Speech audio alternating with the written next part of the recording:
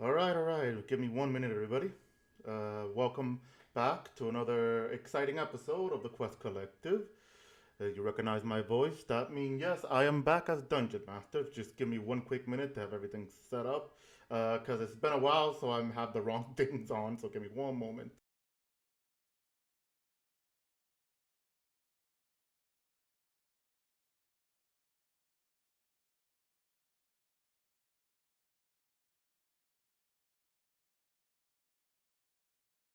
All right. Hello, everyone, and welcome back to another exciting episode of the Quest Collective, a Dungeons and Dragons group themed around the popular MMO RuneScape.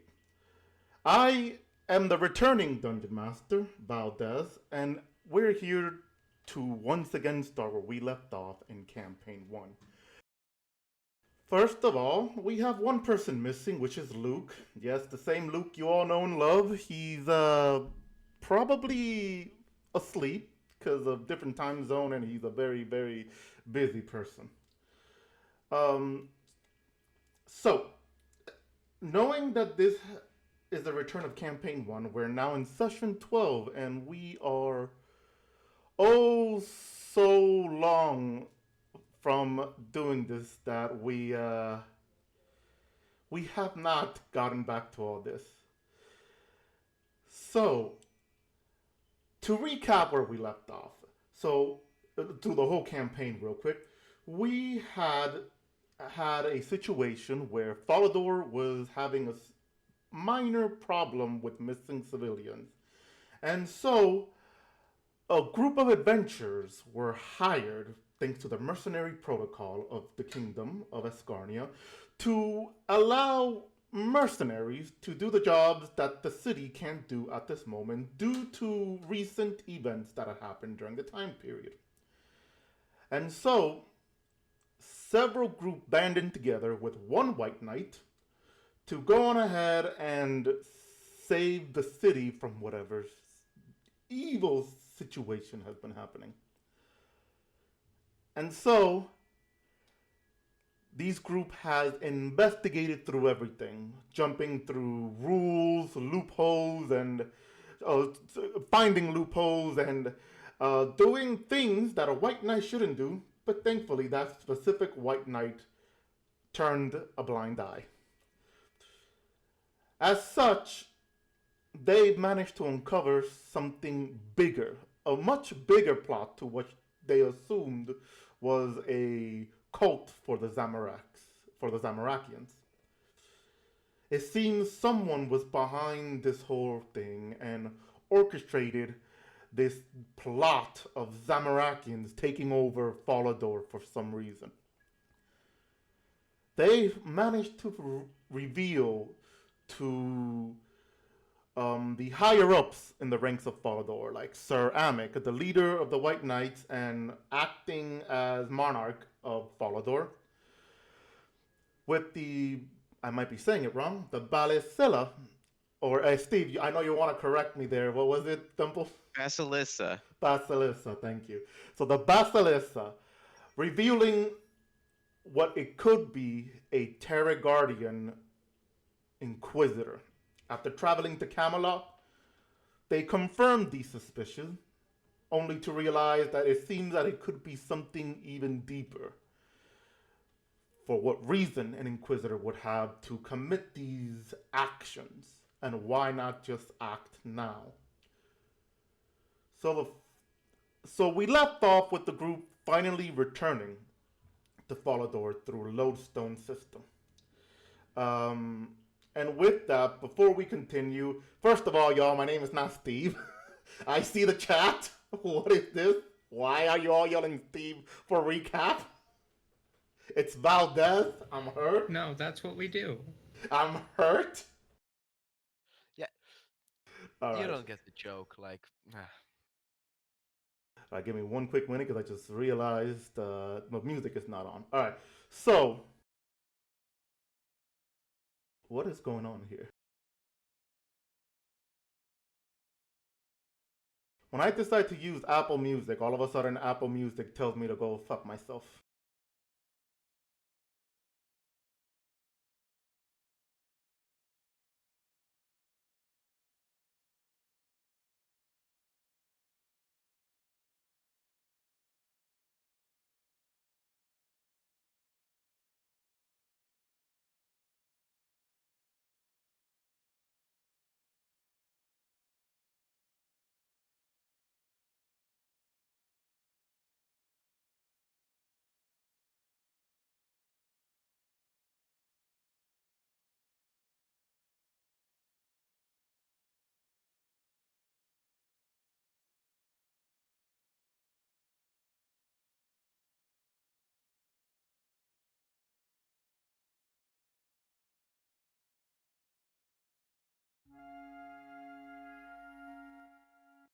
All right, so let's just continue real quick then while I figure out what's going on with something else now.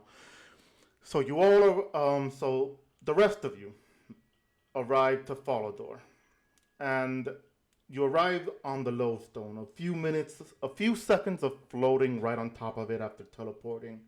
You land safely, as it is still around, I would say, early noon, maybe around 11 p.m. Oh, 11 a.m. I'm about 11 a.m.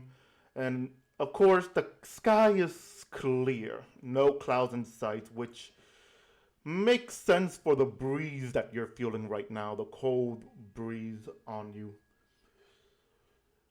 You're right in front of Falador as you look at the gate, and you notice from the distance, which is not so far, but you're close enough to see, that there's a line forming with several of the city guards stopping those that are trying to enter the city on foot. They're stopping them, and obviously they seem to be having some sort of checkpoint there. At those that are coming in by wagons or a carriage are being stopped as well, but on the other side of the gate. Like there's on the left, there's for those on foot, and on the right are those for that are coming in through a wagon. Um, Assuming you would recognize this. This has only happened several times, but the ones that you recall when you were much younger as a squire. Um, this happened during the a little bit after the Zamarakian demonic invasion, where to prevent any attempt to summoning a demon, they would check civilians, and now they seem to be almost as strict as it was before. As you can see that the line doesn't move despite it being maybe a few seconds as you're getting off the lodestone and walking forward to the gate. With that, what does everybody want to do? Say, and if you have any question, you can ask me now.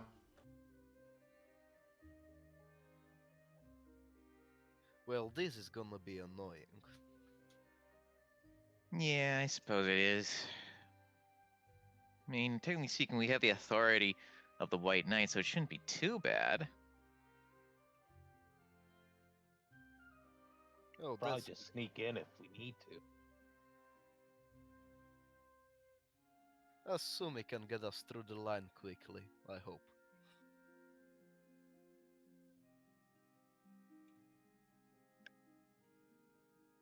Sumi entered while you guys were typing.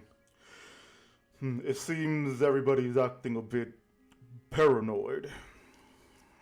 Makes sense after everything that's happened.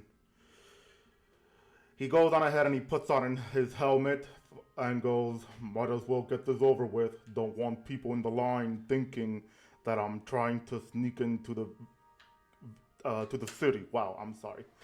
To the city. And he starts leading the rest of you towards the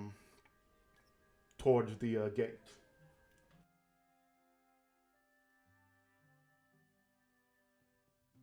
We follow, I guess. I'd follow.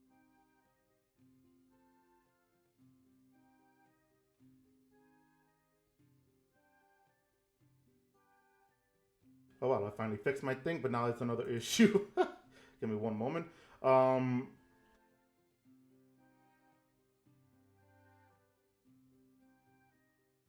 all right. So, as you are heading towards the gate,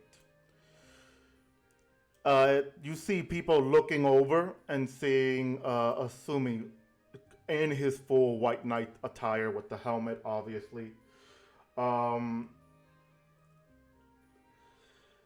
you see some eyes staring at you as they're wondering why is it that a white knight is outside of the city and with two gnomes and a giant human. As you see, hear some whispers.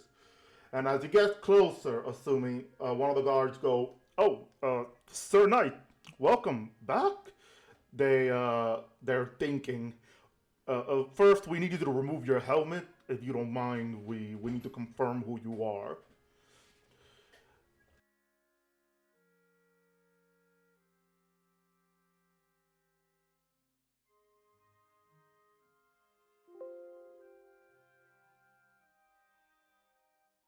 Asumi removes his helmet and goes, I am Sir Asumi of the White Knight. I have to ask, is all this really necessary? On the back, you guys hear like gasps and murmur, like gasps and whispers as one of them goes, can you believe that? A giant goblin attempting to sneak into the city? And one of the guard who was speaking to you guys goes, oh, Asumi! He salutes and goes, oh, forgive me, sir. Usually this isn't something we do, but it's been put by the city a while ago. They want to make sure that there's no magical item that could manipulate others into the city. But clearly, we don't need to search you. You're trusted. We know you were on a mission. But for the sake of protocol, he says, you can tell his voice, he's a bit disappointed in this because he doesn't want to do this. You're gonna have to go to the White Knight over there, and he points at a white. What you see is a White Knight female, blonde hair, casting a spell on an individual on a carriage, where she's scanning it before she gives the thumbs up. The guard goes, she has to double check for us just in case we missed anything if you have any magical item on you. If you do, if you do, please do remove any magical items you have and present it to them so they can be aware.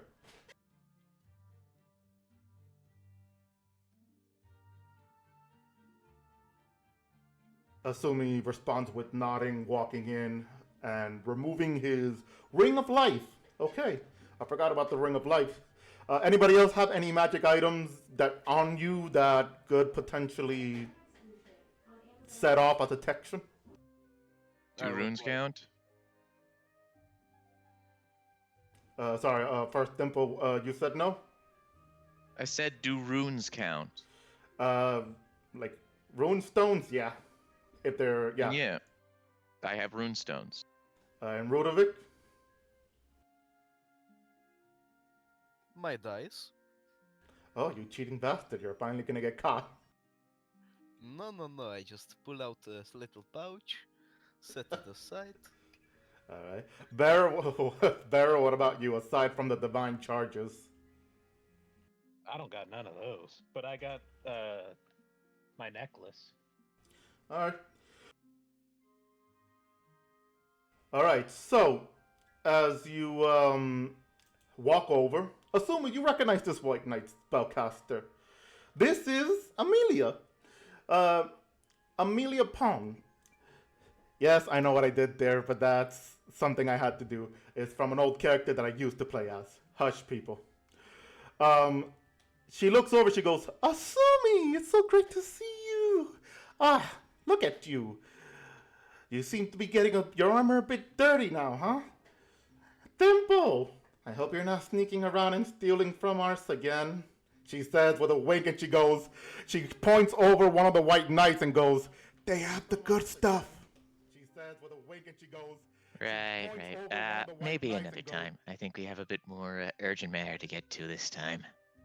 Ah, clever. Well, I'm just saying, I saw them walk out with treats. You could probably take some.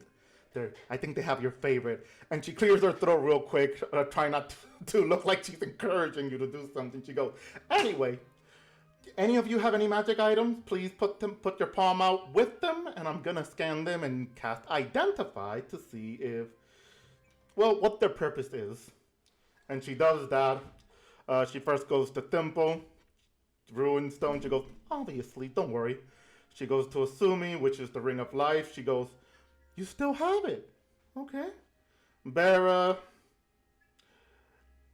Luke should be here, but sadly he's still not. Hope he's okay. Rudovic, she looks at you and she goes, And she looked at Thimble. Then she looks at you and she goes, "You two are going to be a troublemaker." And with Please that, don't put me in the same league as him. Obviously, I'm much better. What's even in the bag, Rudivic? No need to know. Definitely suspicious. with that, she writes everything down and she goes, "All right, you guys are clear to go. Um, welcome back, and well, hopefully whatever you were looking for was beneficial to your, I assume, mission." Sumi goes, "By the way, is Mustima and Klimdu around? I need to ask them a question." "Oh, well, I know Archmage Glimdu had returned a while ago. As for Mustima, I think he's still in Falador's castle. I don't know if he actually left. You know how he is, very dedicated to his job as a protector. But they should be in the castle, if anything."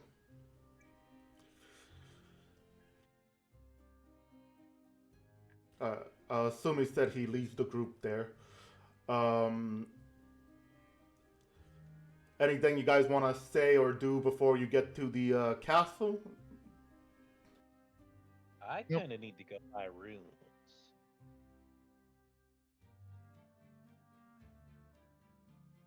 Assuming So I'd like to do that. Assuming turns around and goes, "Oh, we could probably do that after we visit the castle, or unless." No, there isn't a ruin. There is actually a ruin shop nearby. Where you stopped at, you're basically close to the general store building or the little market area. So you can literally just go get some ruins real quick.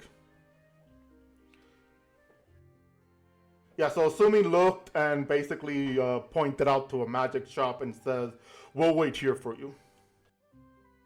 Unless anybody else wants to buy ruins also."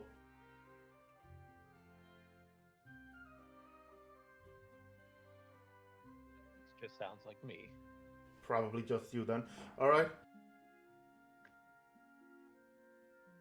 All right. I need to know some prices for hold all these runes because I have absolutely no runes. Yeah, just let me know what ruins you need and I'll let you know what their cost is. Okay, I'll post it in the little thingy real quick. That way I don't have to say them all. I mean, you can. It'll make my life easier.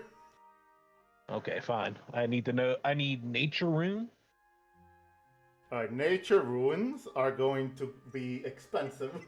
They, as you walk in the shop, real quick, it's a nice little magical shop. Obviously, nothing that big or expensive, but you look at the display and they do have like a list of ruins as displayed, which you don't see the amount of how much they have, but they do have the prices. And on the price, nature ruin is going for. That is expensive. So I would say around 200 GP a piece. That is a lot. Next I need earth runes. I'm sorry, which runes? Earth. Ooh, God, hold on.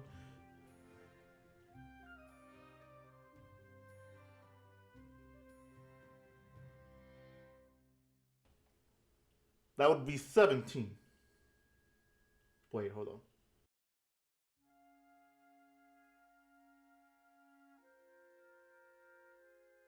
Okay, for some reason I just got a error of 404 on the Wikipedia. So give me one. Not that again. Yeah, I hate it when it does that. It shouldn't be doing that. So real quick, type in each ruins while I restart the fucking page or see why real quick, because I don't need to disconnect.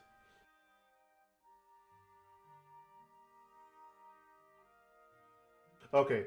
All right. So, to answer each question here. So for you wanted cosmic, water, astral, fire, body, and mind. All right. So for cosmic, it's going to cost another. That one is going to be 200 apiece, or at least 200 for the whole charge. I think I said that was the case. I don't remember now. Water is going to be also 17. Fire also 17. Mind also 17, and body is going to be 16.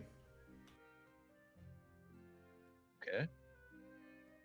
Now I'm gonna need a minute. Take your time. Anybody else wants to do a quick shopping before you enter the castle? And have a new character introduction that I know everybody in the live stream is seeing.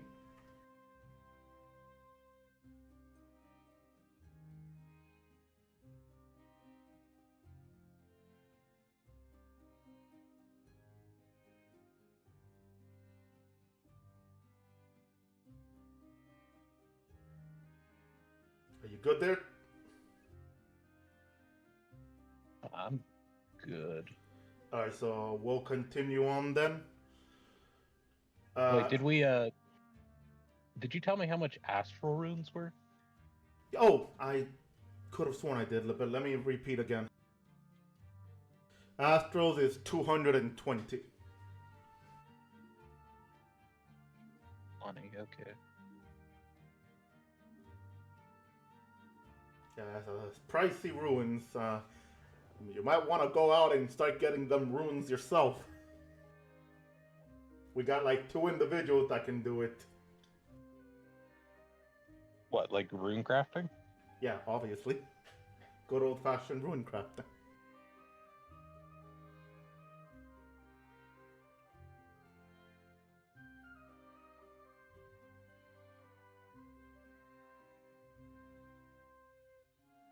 Good question, Asumi. Give me one quick moment.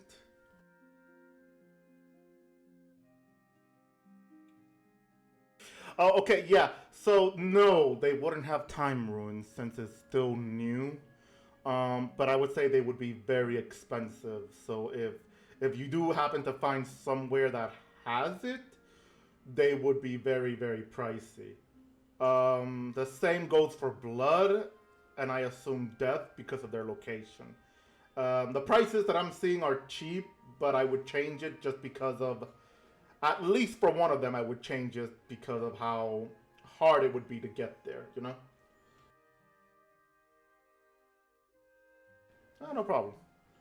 Alright, I'm gonna buy some water, earth, and fire runes. They're all 17, yeah. Yeah. I'm gonna buy 43 water, 52 earth, and 27 fire. And that'll be all my money. Rip your money. Alright. So with that, you all see Vera come out. Vera, do you have any expression on spending all of your money, or you just come out casually? I'm gonna need to sell some more potions. They're raising the prices in there, I'd say to the group. Must be a shortage or something.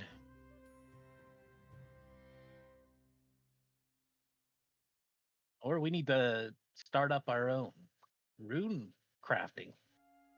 That might be cheaper. I mean, I guess, but do you even know how to runecraft? Do you? Because I don't.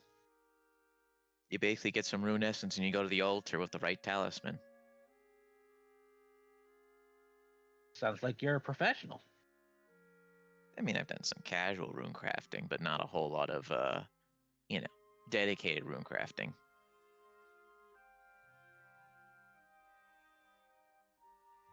Well, we should try that at some point. Asumi goes, me and Thimple both had training and practice with our aunt. So we know how to at least do some catalyst ruin and a lot of catalyst ruins and a lot of elementals. So we could probably help, but I assume Thimble is going to charge you for that.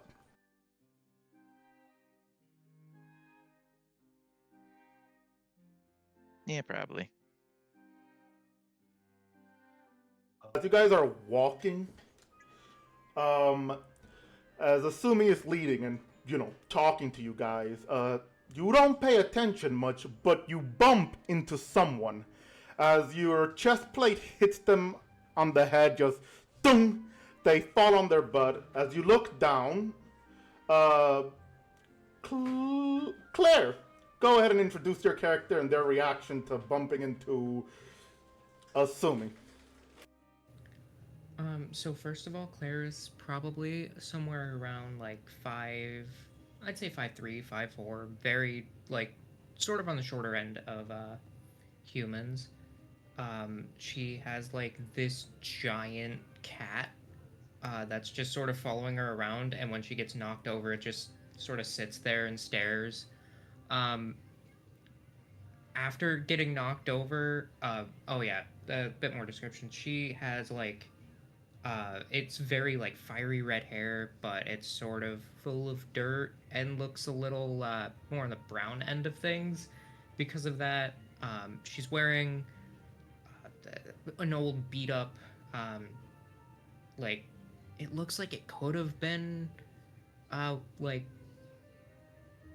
Wizard Tower gear, but it's been through a bit. And after she's knocked down, she just looks up towards you and is like, "Oh, sorry, was I in the way?"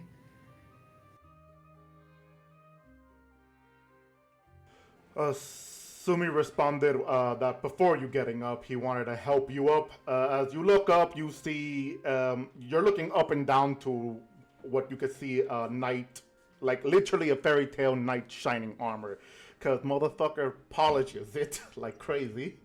This is me mocking the white knights because they're very strict on their uniform.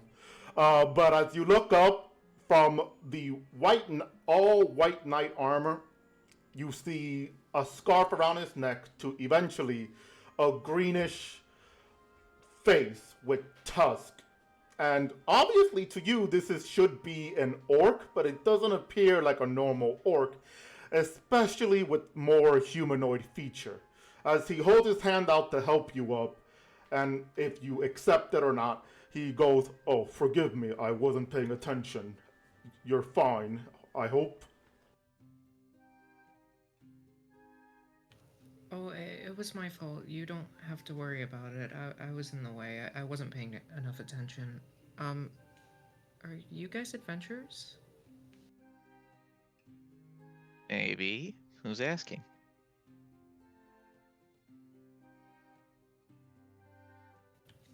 Oh, right. I probably should have started by introducing myself. I'm Claire. I sort of got sent out on an adventure, and I've been kind of going it alone for a while, and it's not working. So if you need, like, I'm not very good at, like, not being hit or, like, staying conscious that much, but if you need somebody that's kind of smart, I'm good at that.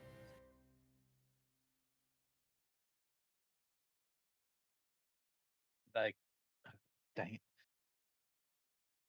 What do you do exactly in combat wise? I'm good at magic. Well, I say good at, but I'm not really that good. I'm kind of decent. Assuming goes, "Well, we are adventurers. In a way, we're doing a quest for the city. Just in case you haven't heard of us, we did just save the city from a potential demonic summoning of a unknown individual. From an unknown individual who was committing mind control." Wow, Asumi, way to give the entire plot of what you just did to a stranger. Yeah, speaking of that, Thimble would pull Asumi and say, maybe don't overload her with too many details. Like, you don't need to scare her off. He responds with, "Good point."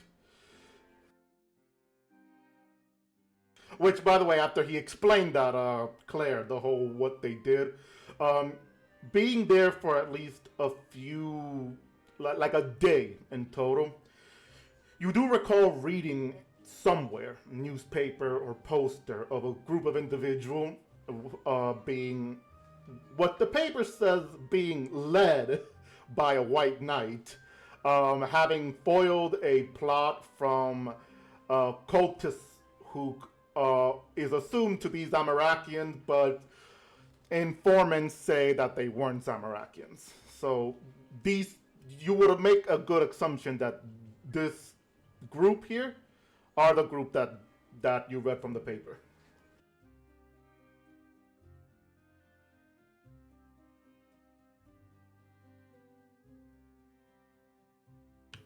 Oh, that was you guys?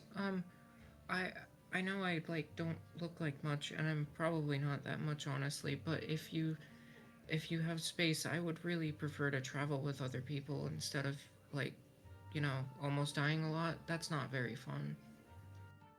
Well, we did just lose a member, so come join us. Yeah, alright. Oh, yeah, this is my cat, and I'm just gonna pick up, like, this cat is, like, Maine Coon sized. It's, like, half her height when she's holding him. She's just gonna, like, hold him out towards everybody. This is Finn. Sometimes he's a bird. That is a big cat. Wait, You a say bird? sometimes he's a bird? Yeah, sometimes. Oh, so he's like magical. Yeah, he's my familiar. He can vanish, but I don't know how to make him go away.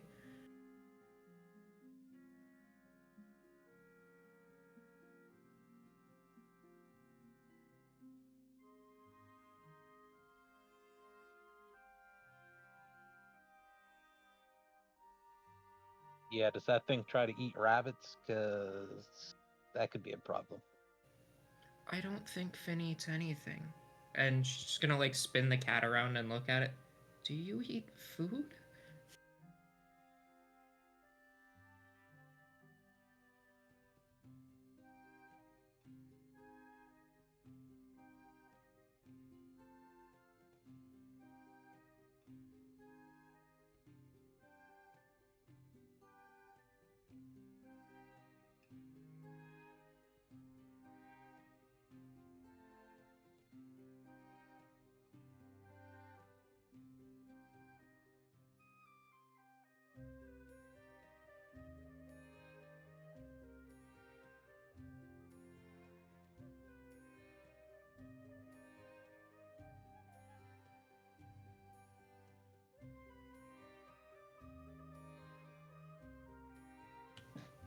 I don't think he's gonna eat the rabbit.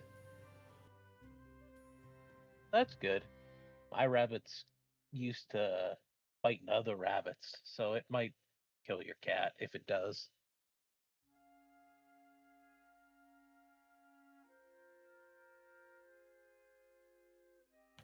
Oh, don't worry, he dies a lot. I think he's used to it.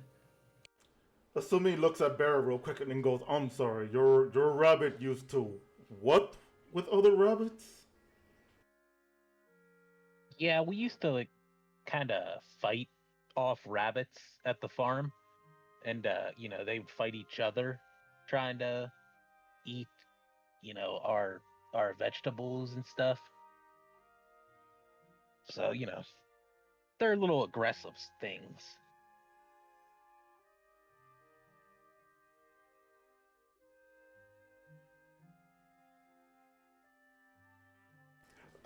Asumi responded.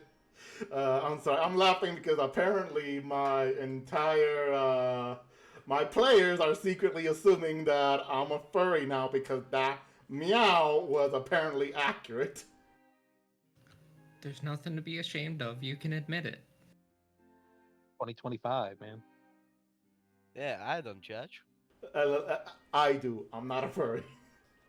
I don't judge. Like, serious note, I don't judge. If we have any furries out there in the audience, you're loved. We're not judging you. Good, because you Sounds like have an one op- as a player. And also, it sounds like you have an awful lot of judgment. I mean, I'll judge you secretly, but not publicly, obviously. Anyway, Little sus continuing. there. Continuing on. Asumi goes, well, if you're looking to have an adventure with others, you're welcome to join us. We have lost at least one member within our group. Not, sorry, he also enters, not that we lost them like they died, more so that they were too Left. busy. Yeah, they left. I know he's about to say that because Dimple interfered. Oh, I just assumed that he died. Adventuring seems a little dangerous, but it's comforting to know that he didn't. Yeah. I don't think we've had any casualties so far, which is nice. It's pretty nice. Hopefully that continues. I don't know. It sounds like she might be our first casualty. Don't scare her off. She's the one who said it. Yeah, and you're David? making it worse. David, I would like to pick bear up. Just I'm gonna bite you if you pick me up. you can Since try. I have really good passive perception, could I have heard the whispering?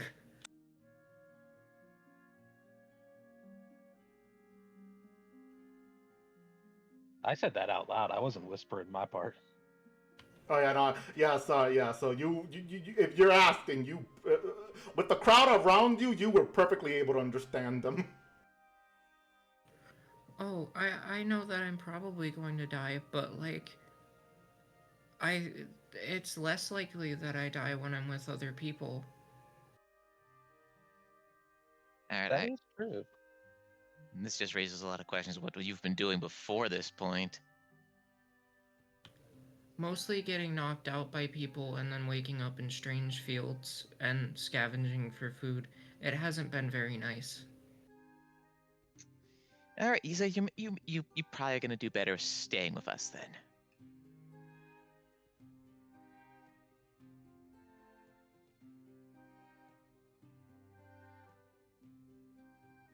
I can shoot firebolts really far. Is that good? Yeah, I think it is. Asumi asks, first he says, ignore her. He says, gesturing to Bera, and goes, I guess the last thing I should ask is, what have you done prior to adventuring? Any past work? Were you cast spells, or do you have any association with the Wizard Tower? Yeah, I grew up there. I spent a long time there, and then, after, oh geez, it was last year, at the beginning of the semester, I was with the teacher, and he said that I had to go on a big adventure. So I left, and it hasn't been very nice so far, but I think that's kind of the point. Did he give you any specific instructions of what you need to do? No, that was kind of the thing. He said I have to go on an adventure, and learn why they're sending me out on an adventure. Hmm. A Alright, chicken and the egg situation. Yeah, I was gonna. Right. Assume he's asking. Thimple, you can do this too. Both of you roll for history for me, real quick.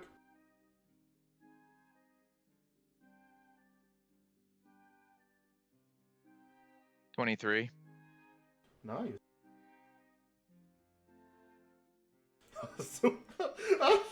He just got a natural 1 for 7. Perfectly balanced, as all things should be. Damn. Damn.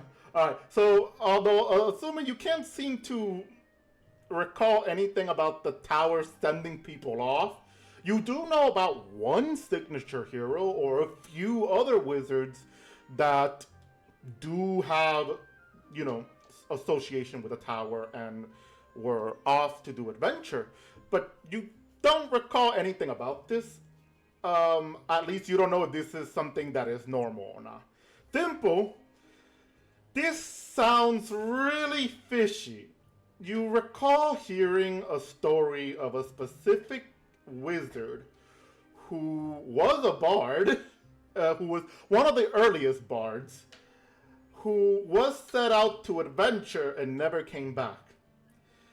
You have a slight feeling that she was probably kicked out of the tower, or they tried to get rid of her without officially kicking her out. Because this scenario doesn't really make sense if there's no specific instruction. Alright, so 2 things. Next time we're at the Wizard's Tower, could you just point out your teacher for me? Just want to, put a face to the position. But also, secondly, before he set you out on this little adventure, were you doing anything specific, like showing a natural talent for something before he gave you this task? Oh, yeah, that's kind of why they sent me out in the first place. And I'm just going to, I'm gonna reach into a little component pouch, and instead of pulling out a runestone, I pull out a little piece of leather, and I cast mage armor. Interesting.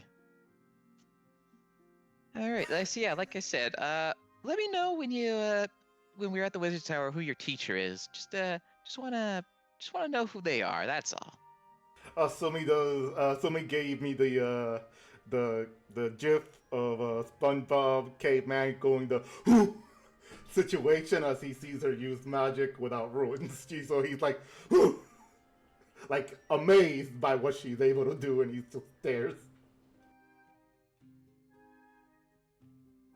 So yeah, like the rest of you see this. The rest of you see her using magic without ruins. That would save so much money. I literally just spent 2,000 gold on runes. Oh, I don't like those very well. I think they're cool, but they don't like me very much. The runes don't like you? Yeah. Do you have any runes on you that perhaps you could donate to either myself or Bera? We could use runes. No, I really don't like touching them. Okay, understandable. Are runes sentient? I didn't think they could have likes or dislikes. Well, I mean, theoretically speaking, if for whatever reason her magical presence has a kind of adverse reaction to runes, it would create a feeling of not being liked by them, So it could just be a reaction to her own magical talent kind of thing. You're really smart. I like that. Oh, Thank don't you. compliment him. People just kind of preening like a peacock now at being called smart. It goes right to his head. Yeah, better than going to your head. Sumi goes, well, with all that out of the way, I think you'd make a great addition to our party. You're free to join us and free to leave whenever you want. We're just heading to the castle right now to report into what we discovered.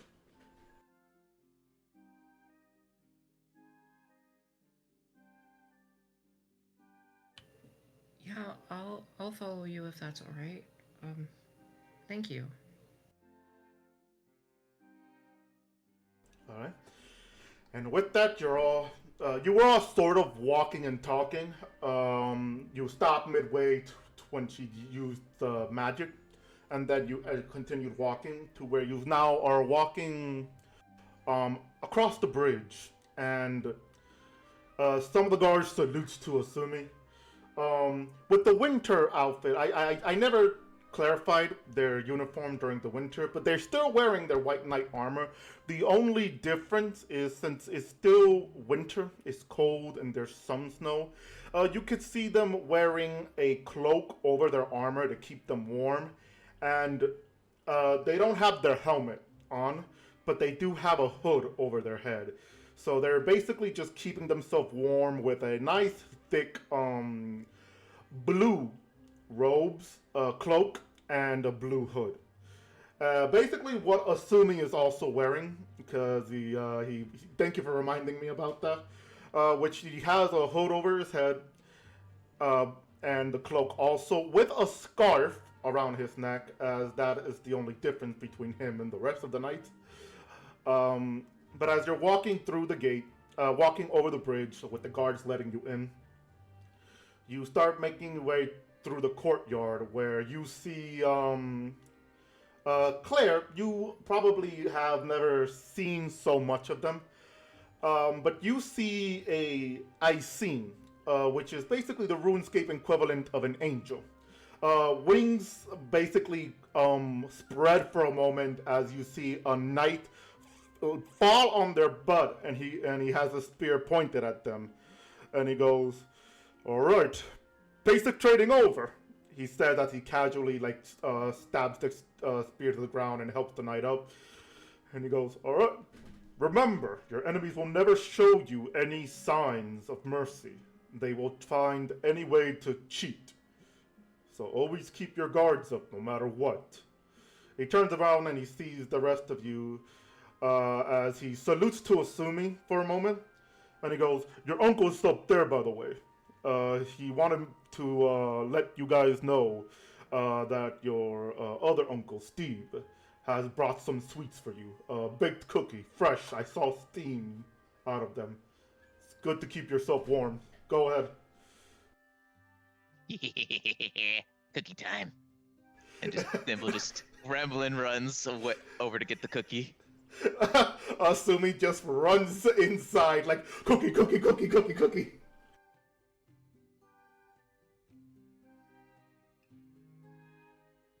Everybody else casually walks, or they kind of try to catch up with Asumi too, and hopefully Thimble to try to get the cookies.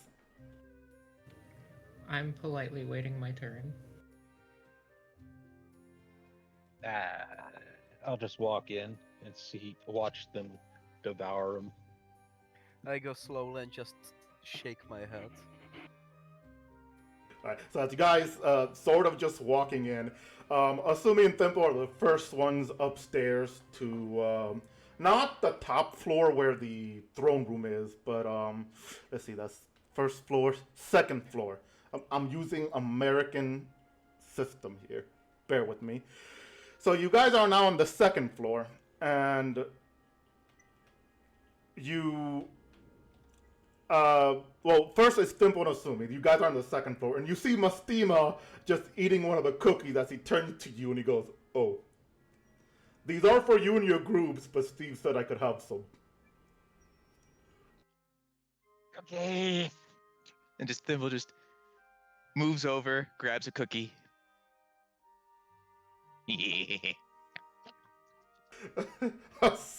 Asumi says that he grabs a handful and just lets his orc nature, the half orc nature of him kick in, and he starts devouring the cookies like.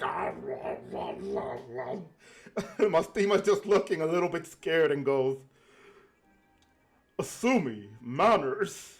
I know you love your uncle's cookies, but you're going to choke."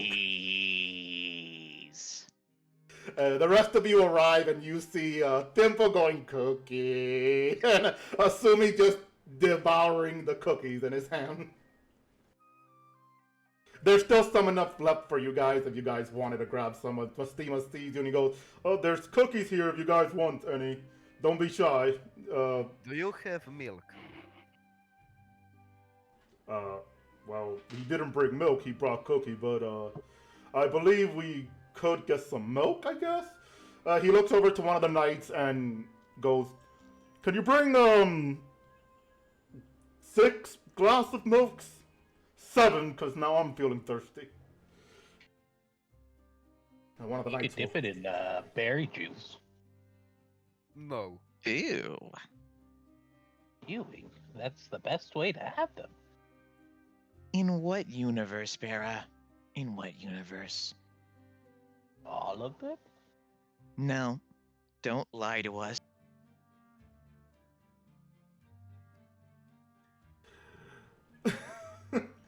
Sumi looks at Bera with the disgusted look on his face as she said berry juice with cookies, and he's like, oh.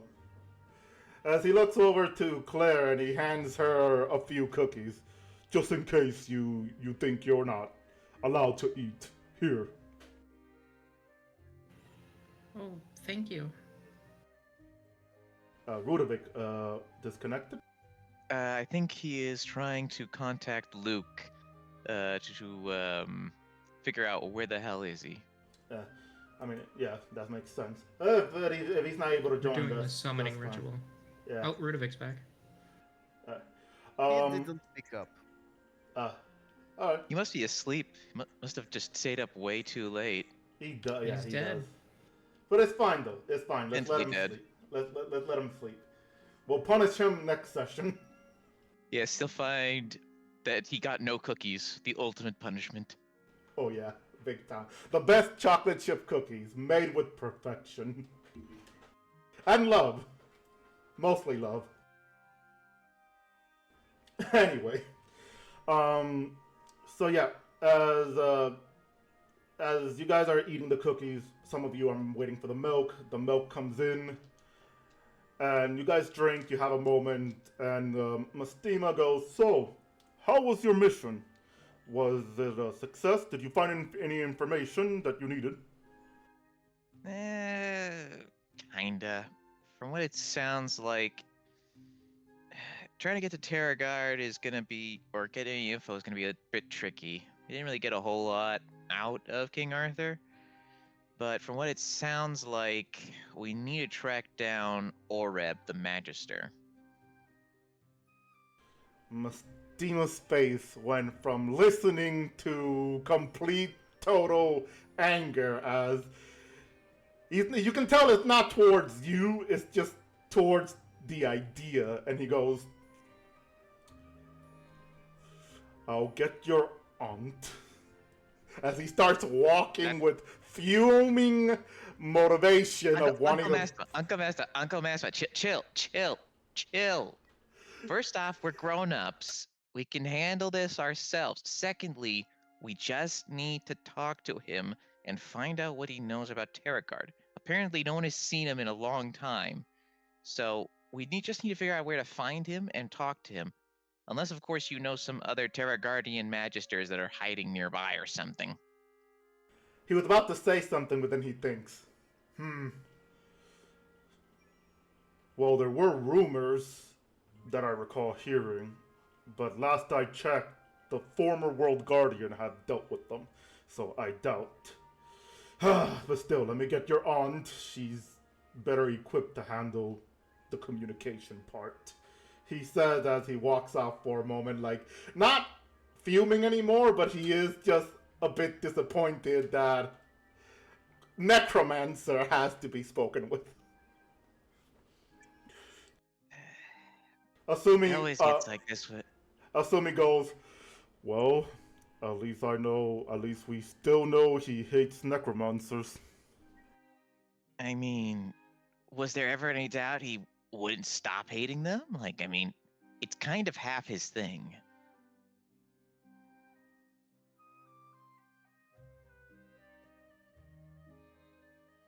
I mean, are necromancers even that bad?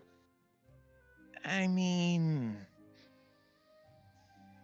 it's a whole discussion. I think was some kind of big shakeup within the necromancy community or something. But by all accounts, I don't think he would give a crap.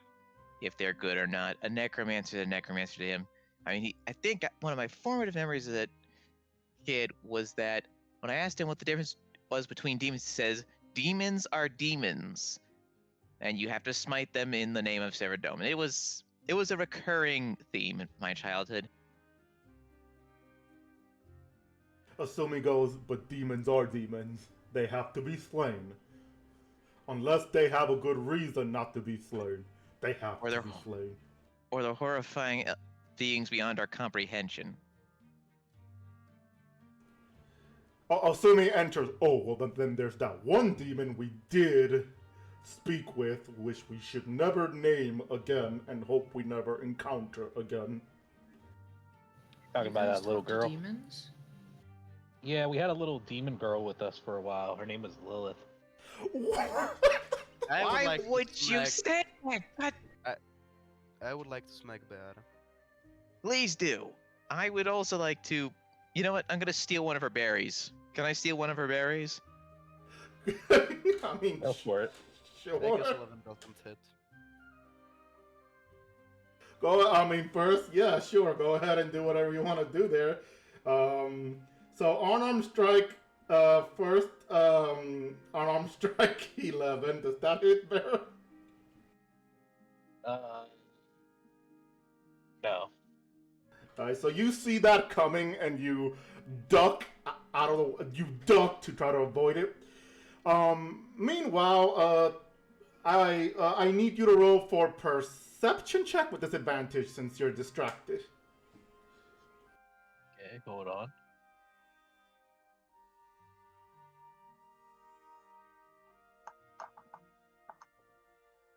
$11. So yeah, you do not notice Dimple managed to successfully sneak and steal. How many berries would you like to? Let's see. For 25, I'll take 5. Alright, so you take 5 of them.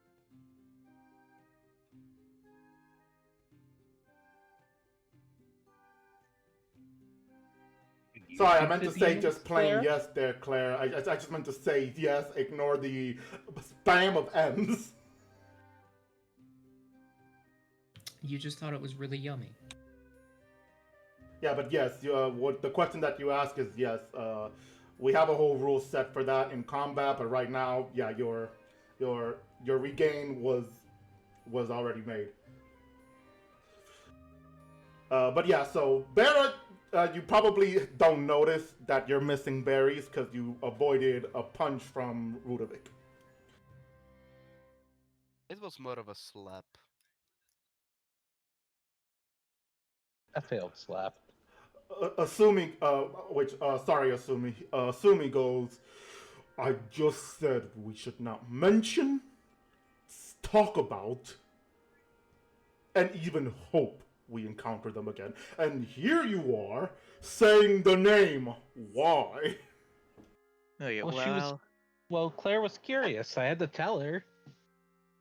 While doing all this, I'm gonna find. Thimmel's gonna find a nearby fireplace and throw the berries into it. Do you want to do it in secret or you want to like show it? But I'm just gonna wait till Bara's looking over, then throw them in and just look at her with contempt. There you go then. I appreciate the clarification, but why is everybody fighting? Because I Bara guess is she's being like stupid. she's like a very powerful demon or something, and people don't like when I say her name. Yeah, because names have power, Bara. Did you forget the part where she... You know what? Just forget... Stop saying the name. Why do you have to say the name? I feel like there's something about you that makes you want to say names you're not supposed to say. I don't know why, I don't know how, but it's a recurring problem. Would writing the name have the same power so I can, like, start to form a list of names to avoid saying? That is a good question. I mean, technically speaking, you're not saying it out loud, so I think it should be fine. I mean, can I roll Also, this is Arcana? Also, like, does intent matter? Because, like, I'm sure there are other people with that exact name on this planet. Can I Cough. roll Arcana? Cough, cough. Foreshadowing. Foreshadow is a literary device in which All right. So as you guys are just talking amongst about what this is,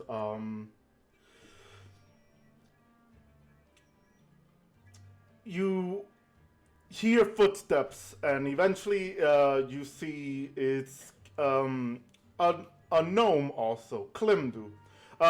Asumi and Thimble, you see her, and you're surprised at how different she looks now.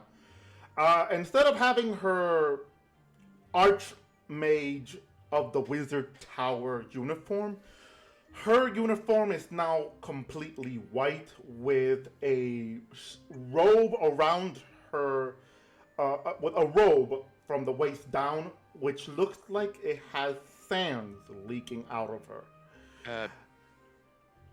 we've actually already seen her in this outfit when we Was were. it in the outfit? Because I remember showing the image, not the outfit itself. Not the outfit You- itself you- after this. You've already had her wearing the shifting sand outfit. Got it. This is how long it's been, so thank you for the reminder. Well, then, for Clary, you see her in that. And as she removes the robes, she goes, "There's my two favorite boys." And Clary, you recognize her. You've seen her in the tower as well. She is one of the archmages of the tower, top wizards. And you know her as a more casual wizardy adventurer who doesn't care what the tower thinks, but the tower doesn't do anything about it because she's an archmage now. And she's a famous adventurer.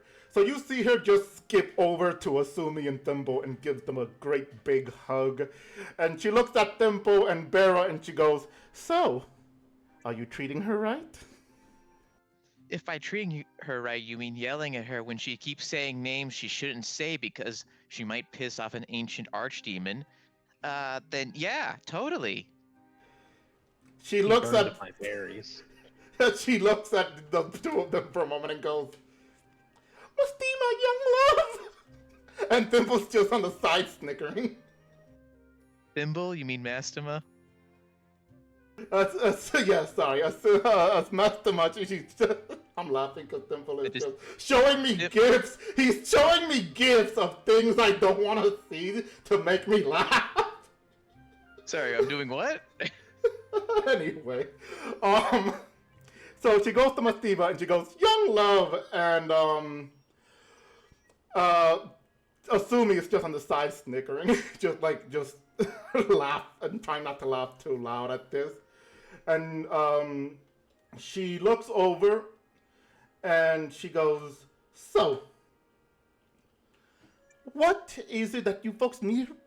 What is it that you folks needed help with again? Something about contacting Oreb? Yeah, Oreb the Magister, you know. Crazy necromancer guy from Terragard. We're trying to get as much info as we can because we didn't really get much from Arthur and his knights. That's disappointing. I could have sworn at least Merlin would have known something. Alright, well, hopefully Oreb does answer. He's went AWOL for a while now.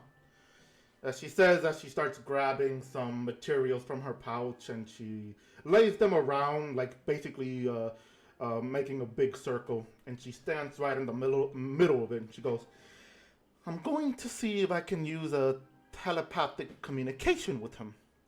I'll connect you guys if I get something." Alright. She gives a quick incantation. And she starts levitating a bit. A few seconds passes before she just stops and she goes, "Huh. No, I can't seem to communicate with him. This seems troubling. Let me try again." She goes and she tries a second time. But nothing. And she goes, "Well, I can only assume that if he is AWOL, he's probably captured, which might link to what we know about the former World Guardian and the Basilissa has said. This is an issue. Is there anything else that Merlin or Arthur said about the armor, maybe the designs? I think they said it was something called a Bright Inquisitor.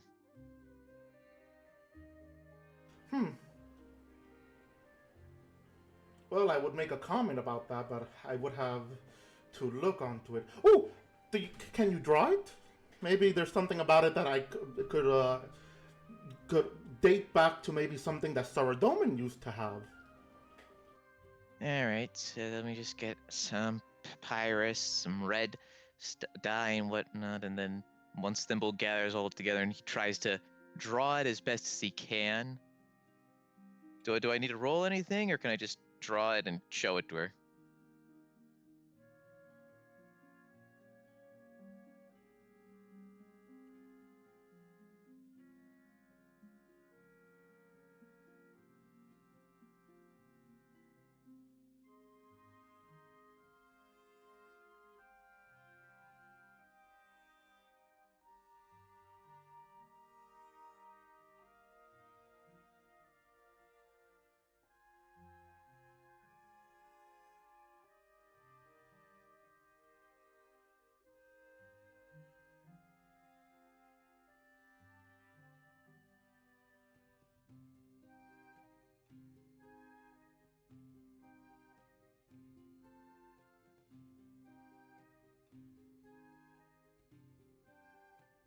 Thanks.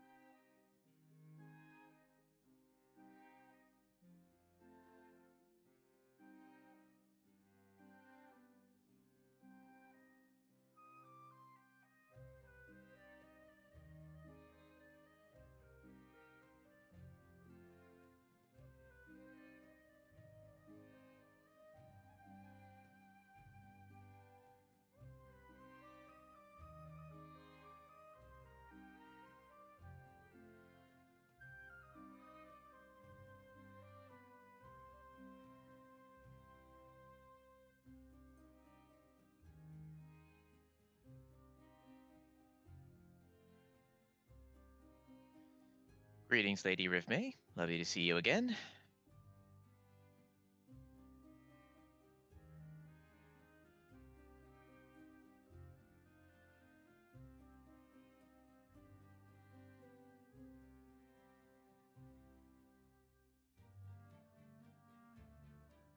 going seems a little excessive.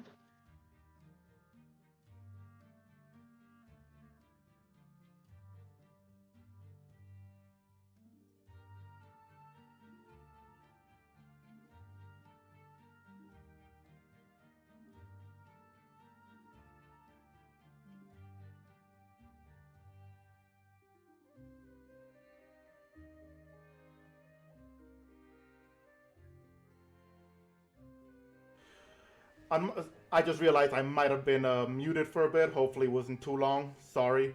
But yes, Ribmay walked in to catch you all up. Ribmay did walk in and is offering to help the group with the World Gate. Where she goes, if you guys are ready, or if you need some time, I will be happy enough to take you towards the World Gate. We will have to meet there, though. Teleporting will just be a waste of energy and ruins. And as well as the distance where the World Gate is, I can't teleport us any closer. She goes, unless Klimdu, which Klimdu goes, sadly, I can't. The World Gate seems to be protected in a way that I can't open a portal to it. So you guys are going to have to do some walking. Well, I guess we could probably go teleport somewhere close by, right? Like maybe Ardoin? Where is the World Gate even?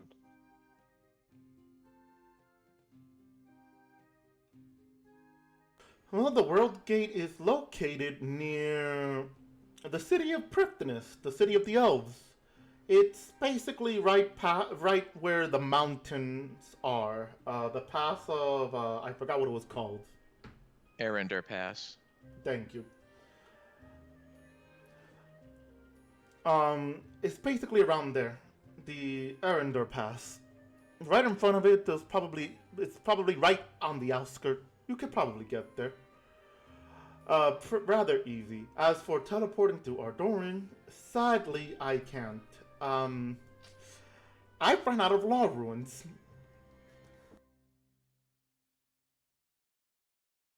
I guess we're walking. Alright. Could be worse. Mastima goes, well, look at the price side. You can enjoy the beauty of the nature. It's always better to save up your ruins than to rely on it too much.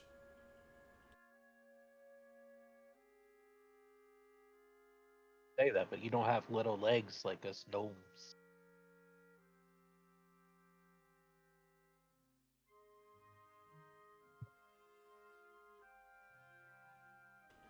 Klimdu, she looks at her legs and looks at Mastima and she goes, oh, don't worry. I can always put him in our height. He enjoys it. Mastima red goes red and he just looks out the window like, why?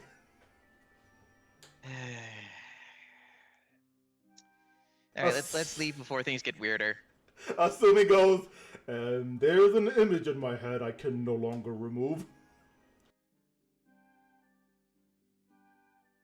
And Klimdu's just red as well at the end, and she goes, I'll get a head start.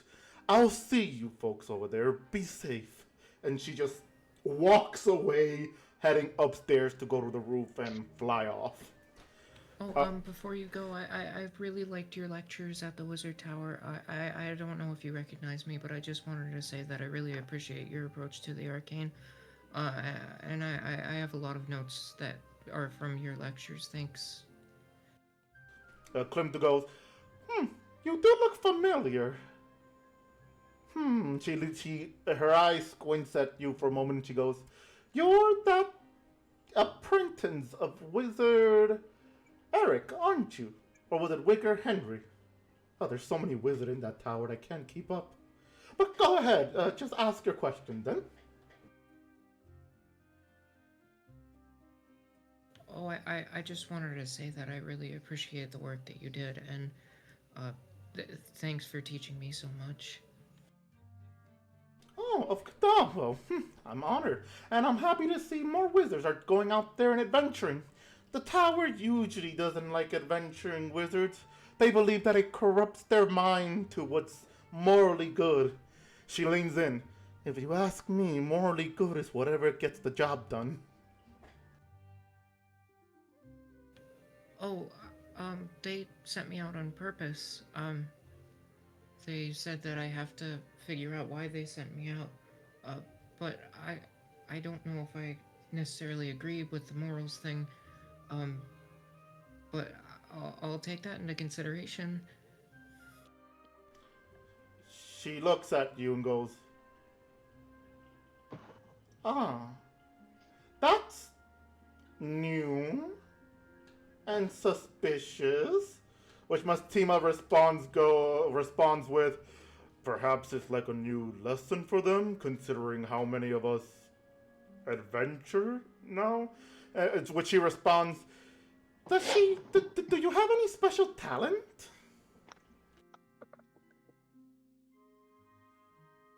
Oh, I have a couple of those actually.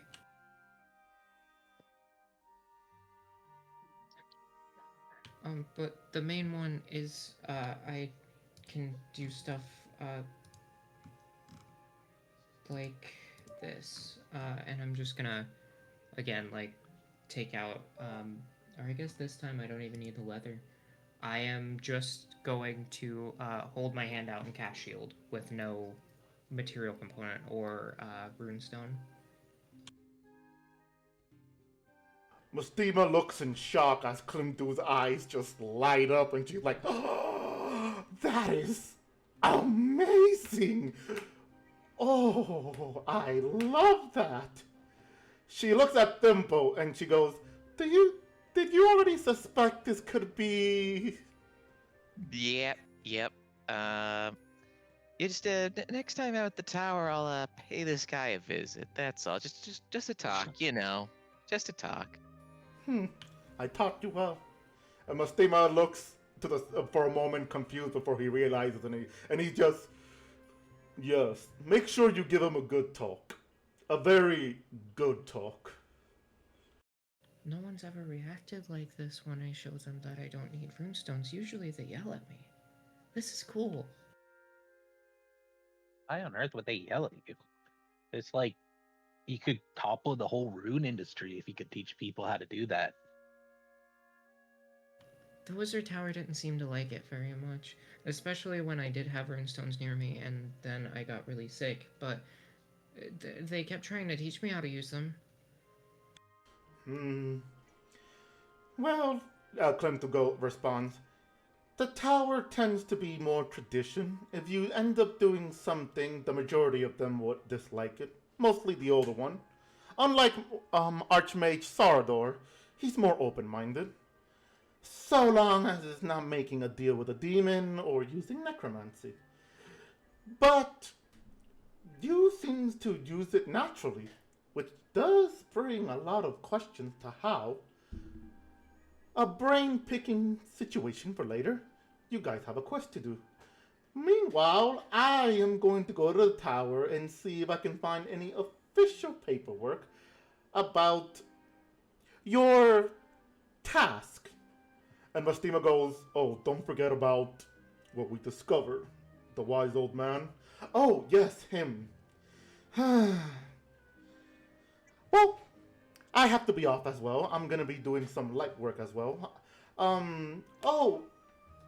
She elbows Mastima on the knee where she kind of like tilts over, but he goes, what? Asumi's here. His gift? Oh, right. Asumi, well, I almost forgot. If you don't mind for a moment, I would like you to come with me to the courtyard. I have a present to give you.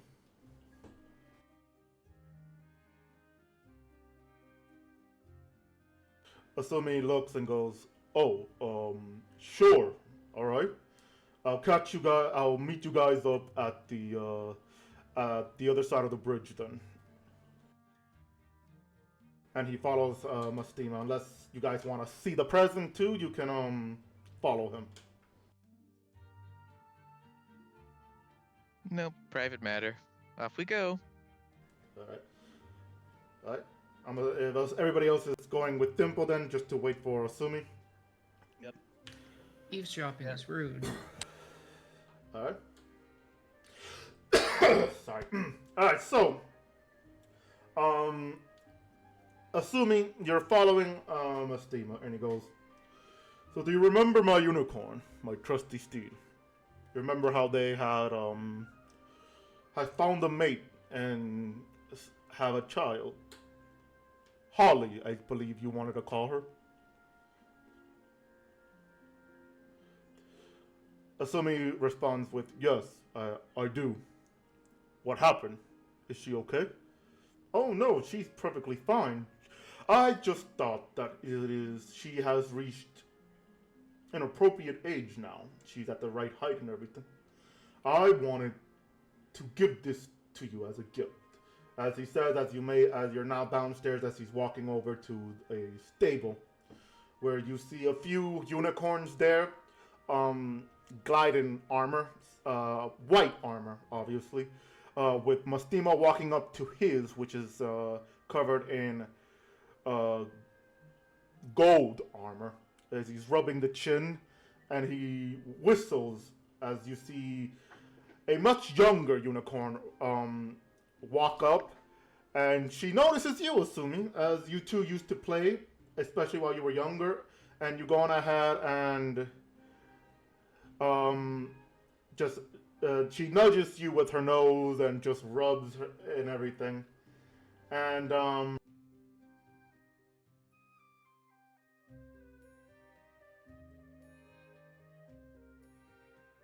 sorry, you go on ahead and you probably pet her back. Mastima goes, she's at the age for you to be able to have her now and ride her. So if you wish, you can take her now.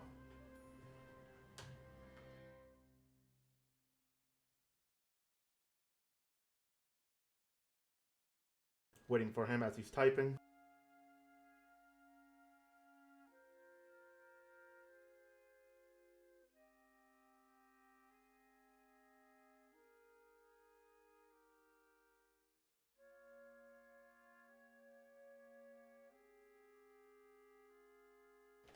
Asumi goes, oh, wow, she says, petting the unicorn and just smiling. Thank you, Uncle. This is an honor. But I'm hoping to name her something else, if that's okay. Which Mastima goes, of course. What is it that you wish to name her? It's yours now, so you can call her whatever you like. I want to name her... Oh wow, okay, that's the you fuck you and your knowledge and my ability on pronouncing things. But I believe I know the name already. It is Efferity? Effiardi. Effiarti? That's how you say it? Huh. So Effiarti. And Mastima looks and smiles and goes, the former queen of Hollowvale. A suitable name then. She's yours. As he says, as he goes and he gives you the knot that holds her.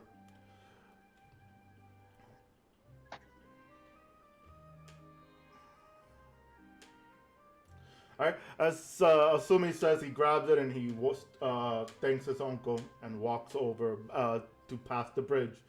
As you guys are waiting for Asumi, he doesn't take that long as he walks over and you see him pulling, or not pulling, just holding onto a leash of a unicorn that is following behind him.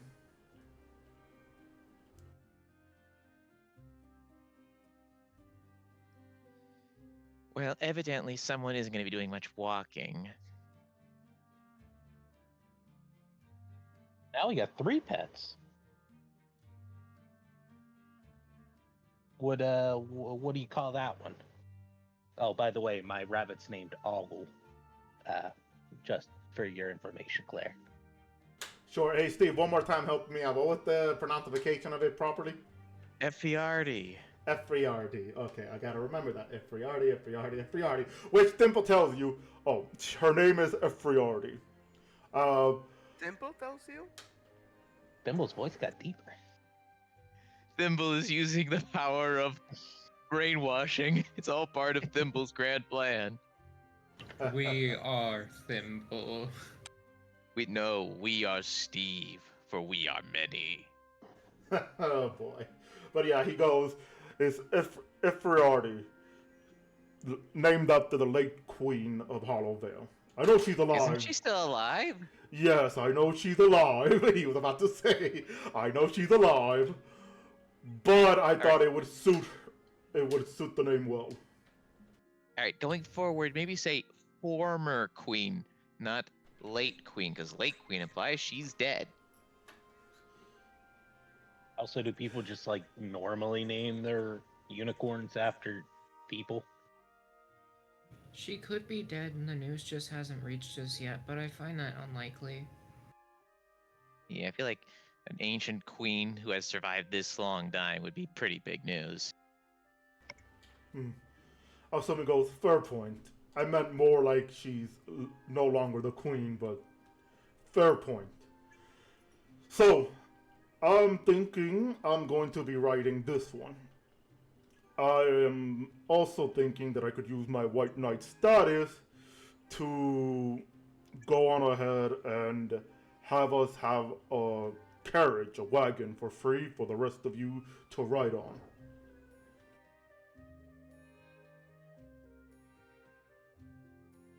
If I don't have to spend money, go ahead and swindle some guys for us. Assuming goes, technically, I'm spending the money. Well, then we're swindling you. Either way, I don't have to pay.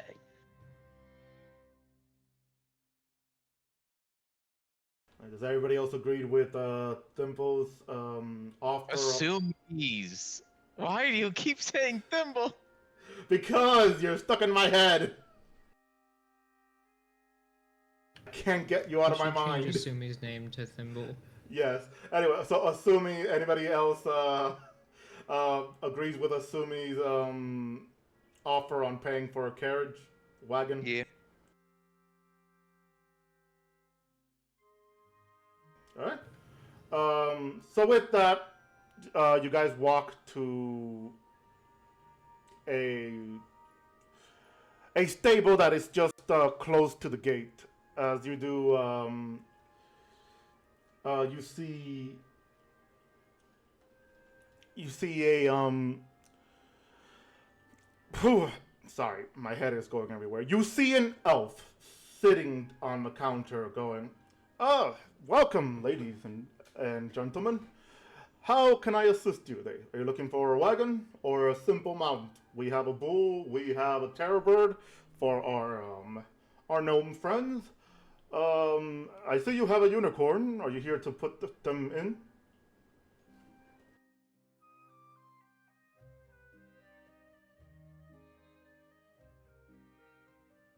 Assume he's typing, so give him a minute, or if anybody wants, you could say something.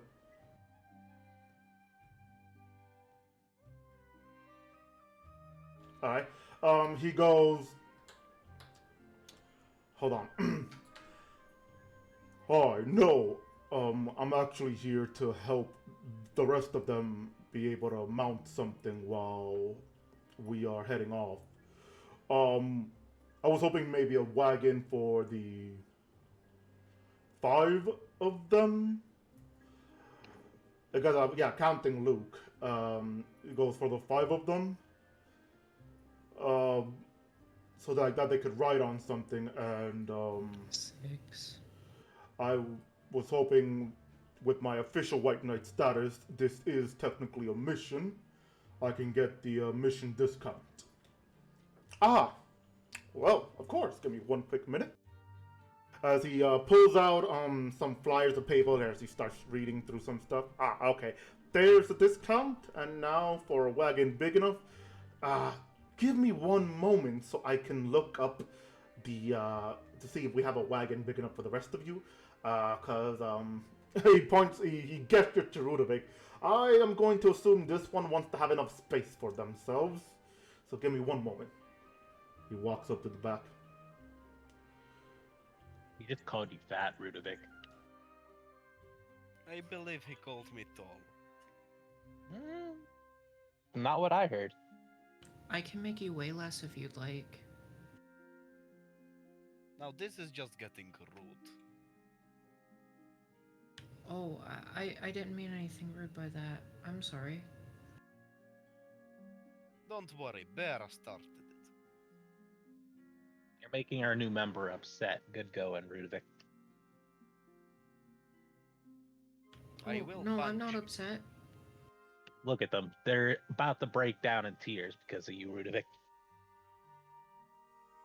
No, I'm fine, really. I'm fine, don't worry.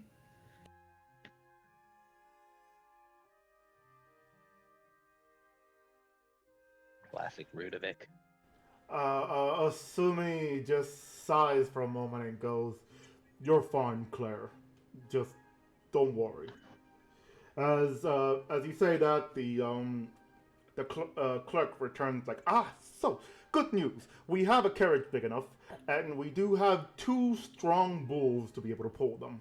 And for the price of that is going to be, with the discount, 345 gold pieces. Per stable stop, obviously, to eat. But I never really got, where is it that you are going? The Arender Pass between Kandarin and Preptinus. Well, I don't think we have a station there, unless you want to stop at the Tree Gnomes. I forgot, is it Stronghold? Stronghold. Yeah, the Tree Gnome Stronghold. You could stop, you could leave your wagon there, or at least use it, and then somebody will travel with you, so like that they can return the wagon back to the location it needs to return to. So let's see. He started making quick calculation. Then the total will be somewhere around 2,000 gold coins, with the discount and everything. And because of your discount, that also includes supplies. So you'll have enough resources, food and everything, so you don't have to make too much of a stop. Asumi said he goes and pay first, so that's 2,000 gold off your pouch. And he goes, "Alright, so if you can please wait right here, I'll have everything ready and settled up. So please, get comfortable. I'll be right back." As he goes over and he goes, "You're here. Yeah, your lunch break took quick enough. Get wagon number 3 ready with bull 5 and 6. We got some people heading out. Oh, and add the supplies." You hear him curse in Elven, and he goes, "No!" He starts walking in.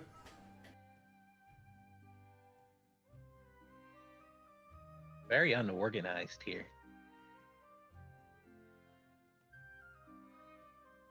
To be fair, I don't think they get as big parties as we do.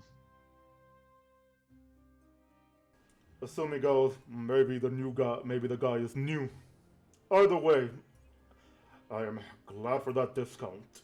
All that supplies and everything, I can only imagine the original price.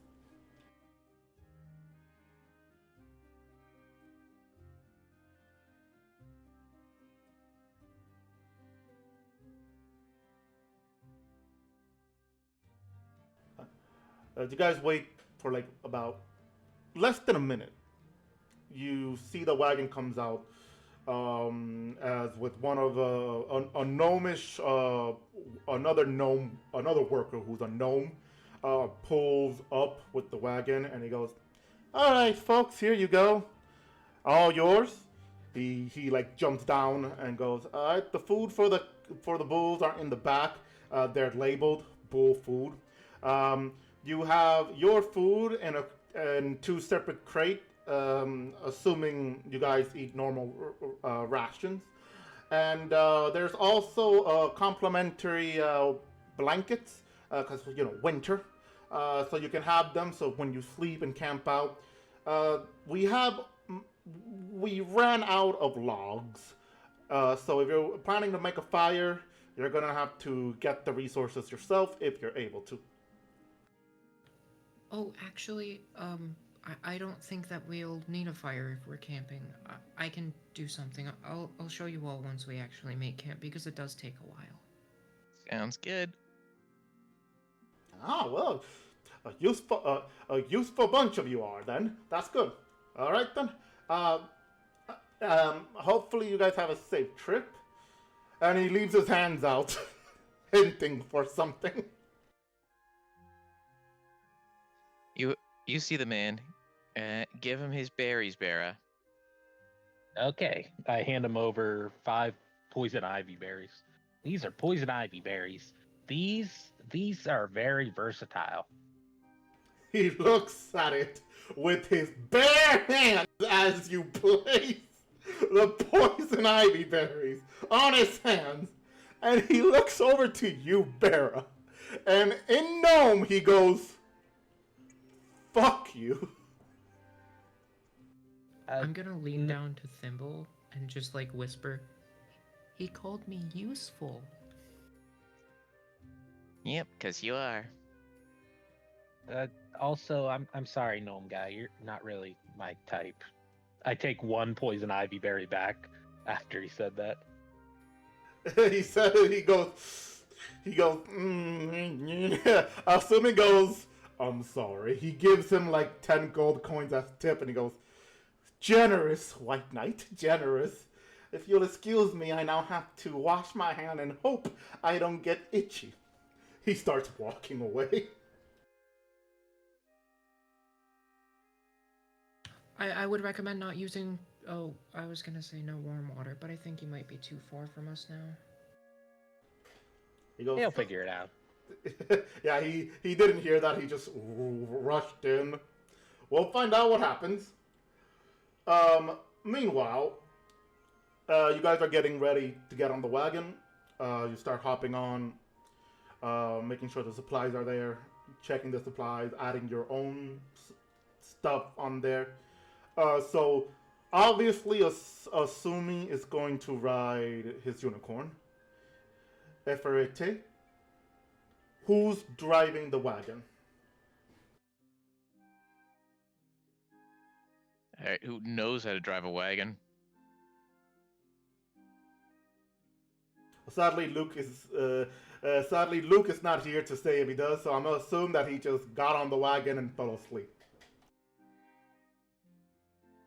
I do not know how to drive a wagon. I know how to fix one, but I don't know how to use it.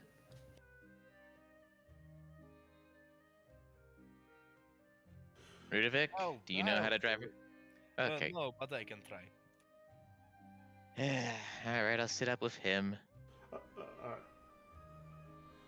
Assuming was gonna say that if nobody knows how to ride it, he was going to offer to teach anyone how to ride a wagon for a few miles before jumping back on his mount. So I mean, I could probably talk to the animals, but I would have to become one of them, and I don't want to pull a wagon if I don't have to, but I will if you guys need me to. Let's not go that far. I can speak to the unicorn or the animal without turning into an animal. That's really impressive. That's a cool ability. Thank you. So just to clarify, nobody knows how to ride a wagon except for... Oh, nobody knows how to ride anything except for Sumi. It appears so, I guess. I took cooking instead of boat. I lived on a farm my whole life. All right. So then Rudovic, so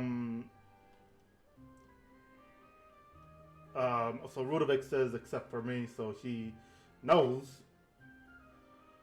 So then he's riding. There's space enough for someone to be a passenger on the front as well. Who's joining him? No, I think I Temple said was.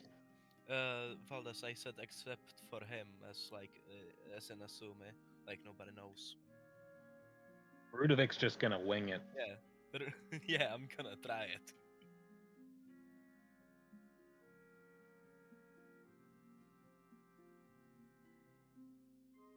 Ah, okay. Then yeah, then assuming you're gonna teach someone. So who wants to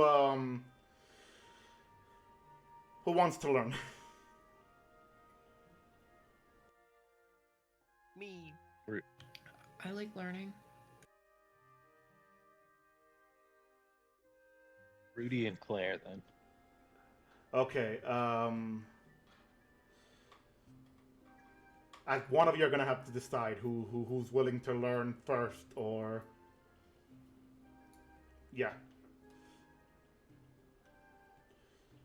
As you see, you all see Asumi get off and goes, "All right, anybody who wants to learn, sit in the front with me, and I'll teach you how to ride a wagon." I'll hop on. I'll get in the front as well.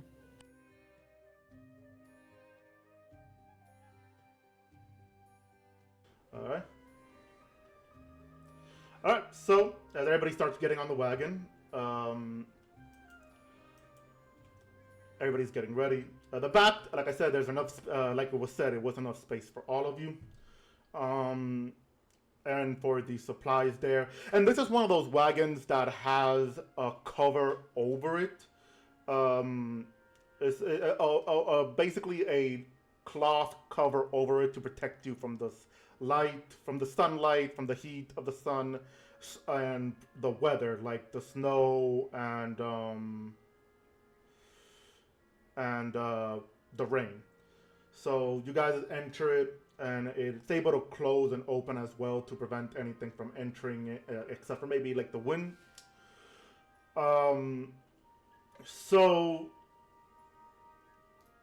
thank you for reminding me, Rudovic. But yeah, with Asumi size, we could say that you were able to like sort of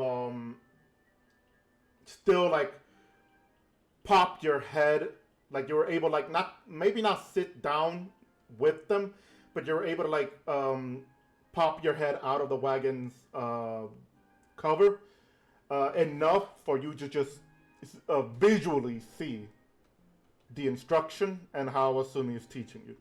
So the two of you are being given the lesson.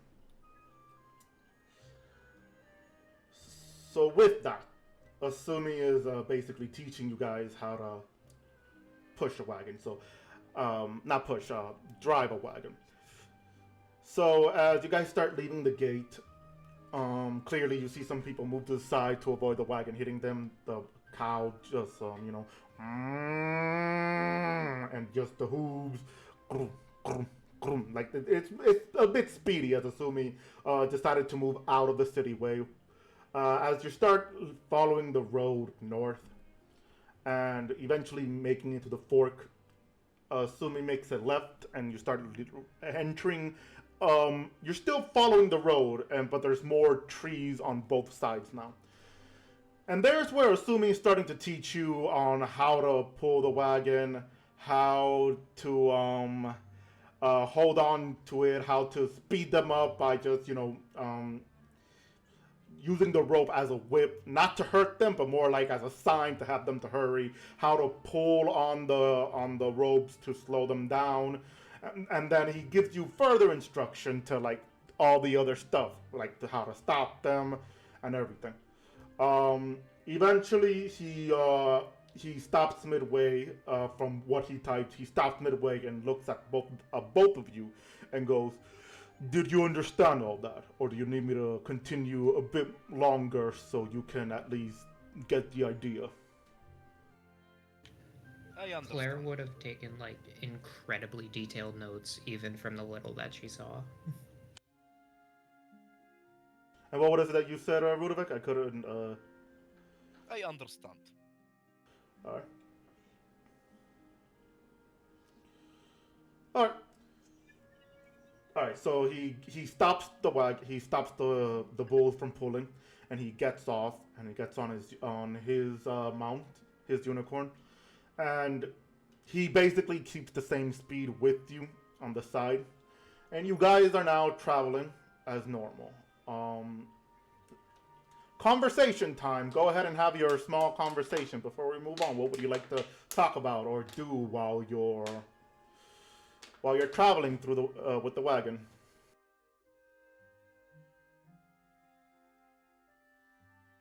Hmm. So,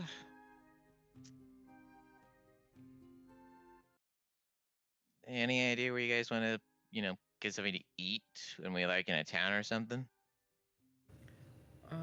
I haven't heard most of your names just yet, so I was wondering if we could clear that up. I've heard, Thimble and Rudovic, but I haven't heard the rest of your names. Oh, well, I'm Barrow Winkin. I'm a berry alchemist. Sumi goes, Sir Knight of Sumi, Knight of the White Knight, and the one sleeping in the back is Luke Raven. Oh, I'm very aware of Luke. I've seen him a few times before.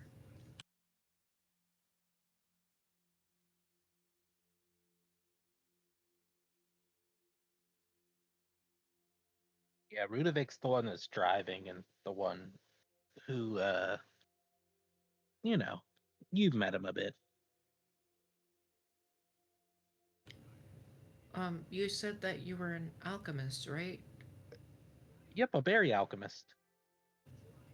That sounds interesting. What about the rest of you? What's your specialties?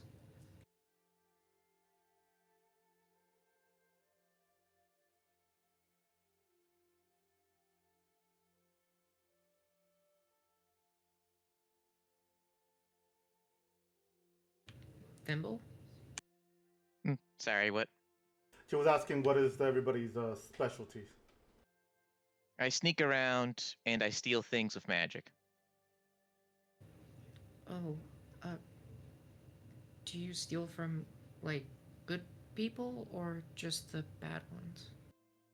Uh, Mostly bad people, but sometimes if they're really annoying, I'll steal from them. Okay, I think I can live with that. I've seen, or, well, I haven't seen, but I heard you talk about doing magic before. Did you train at the Wizard Tower at all? I don't think I've seen you. Nah, I'm mostly homeschooled by my aunt. I'm not quite as magically adept as you would be. I think Luke was at the Wizard's Tower at some point. Yeah, I've seen him there before. Um, I'm, well, you already know that I'm a wizard, I guess, because I'm from the tower, but, I do gravity magic. Ooh, fancy.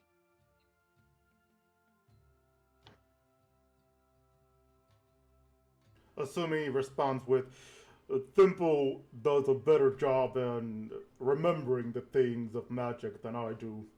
I've also studied under our aunt.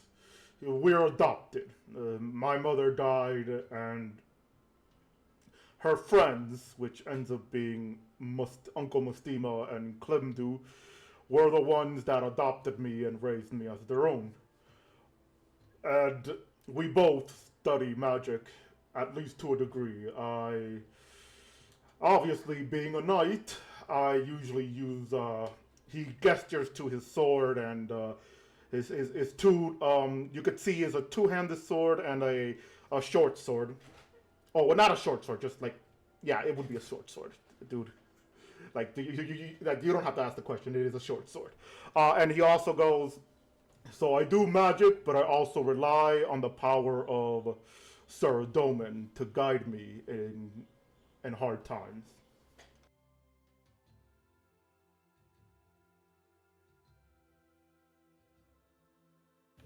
And although I know that you seem like you're a bit more focused. What about Rudovic? Or if you're alright with explaining.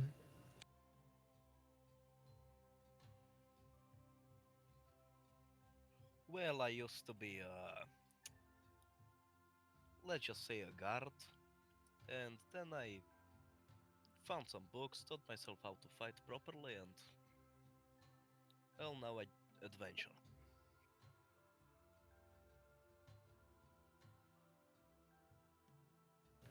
Everybody here seems so impressive.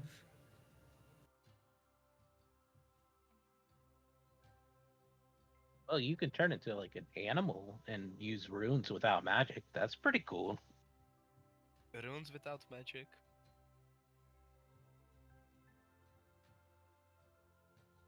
Yes. I mean, you're already cooler than Rudovic. Oh, I, I don't really think so. I mean, I'm not that strong or anything. Strength is a relative term.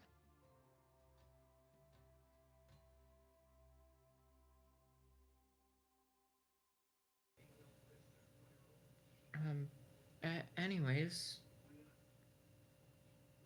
where, uh, you said something about stopping somewhere to eat? Yeah, like when we eventually reach a town or something to stay in, or pass through to get something to eat, anyone got any particular ideas about where to eat? Like, I mean, we're probably going to be going through Taverley soon.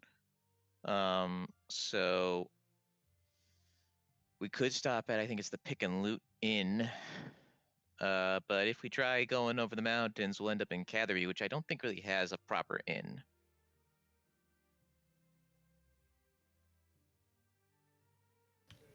If I've ever passed through any of these towns, would I know any restaurants or like places to eat? I don't know. Have you left the tower at all before this point? No, I grew up almost entirely around the town, and well, I say that it was mostly in the library. That's where my parents left me, and then um, I eventually went over to the tower, and then they sort of took me in, and I mostly lived there for a while. Then odds are you probably have little to no idea what the restaurants are. Yeah, I was gonna say. Um, so yeah, from you leaving the tower and traveling, you would mostly know of Draenor, Port Sarum, and then eventually Falador, as that's where you were from time to time, trying to adjust to the adventuring life. But anything within the kingdom of Ascarnia and further is still a gray area for you. I bet Taverley has a lot of good berry dishes. We should stop there. How did you find out about berry alchemy? Is that a thing you've always been able to do, or does it like run in your family or something? Sorry, I'm just really interested. Oh, no. My mother really hated berries, and I wasn't even allowed to have them growing up. I was only allowed to like eat algal root. Uh, I don't know if you know. I pull out a one of my algal roots that I feed my rabbit, and I show it off. It's like a gross tasting vegetable. This was pretty much all I was allowed to eat. So after I left home, I studied a lot of berries uh, related things, and mushing them down and then putting them in bottles for their juices. They give a lot of benefits to people when you drink the juices.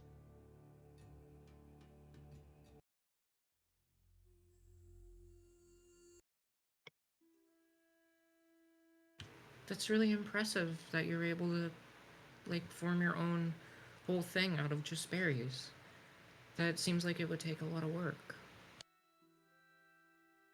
It takes a lot of time to mash them up and then find different mixes that work best together, but it's worth it.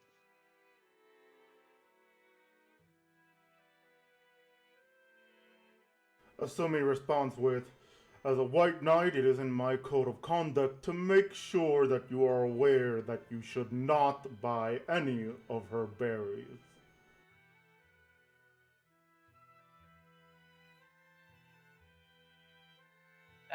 Ignore him. The berries, well, maybe not having all the exact properties that I describe most of the time, they are tasty and they do provide some benefits. Although if she said BRB, she can't hear. And Luke is finally here, but for some reason, not with the image I've given you. Let me see why.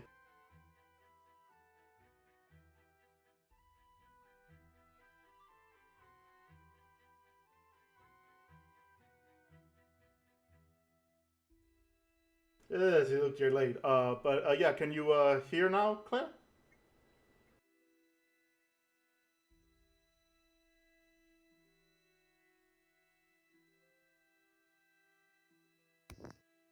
There you are. I said I could hear, not I couldn't. Unfortunately, our DM cannot read. Obviously, I can never read, especially when I'm trying to figure out why is Luke things not working on my stream. I'm cursed, I tell you. You were. Okay, I see the issue now. The stupid thing wasn't connected properly. There you go.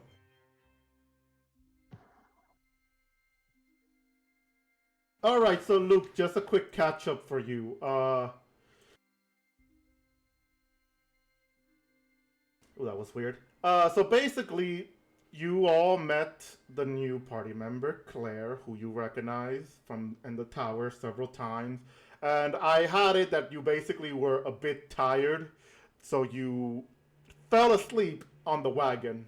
You guys are now traveling through the kingdom of Escarnia, through the roads, heading to the World Gate. So you're asleep, you can wake up if you want and continue the conversation that we're having.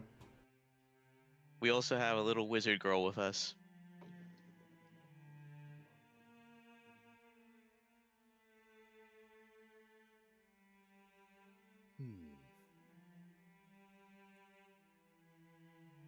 That's me. And he just kind of comes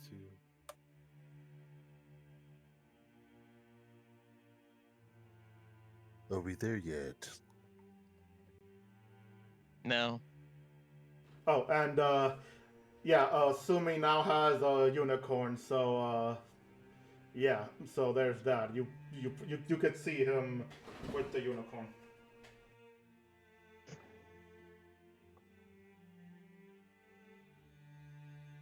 Anyway, continue with the conversation yourself. There's something I gotta fix in real life now. Son of a bitch. Hold on. Bira, if you ever need somebody to, like, test anything out, or, if you just need me to help with any ingredients or anything, I can totally do that. I'm pretty smart. That'd be great. I could always use a hand smashing some berries down. Just remember to wear gloves. She does tend to work with poison ivy berries on occasion.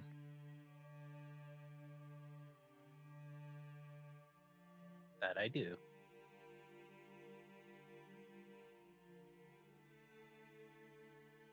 Alright, back. I don't know what was the conversation, but Asumi said, yeah, or just don't accept anything from them. It's better off to keep yourself safe from her attempt to prank you.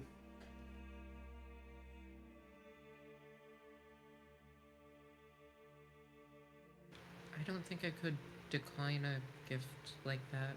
That sounds rude. Sumi is rude.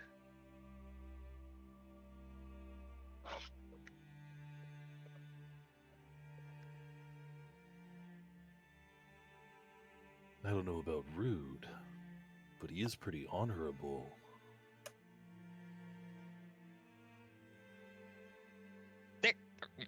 Luke, when'd you get back here? You woke up? Oh, hi. Hi. You're here. Hi. Yeah. Did I not say, are we there yet? You did. It's just I completely forgot you were back here.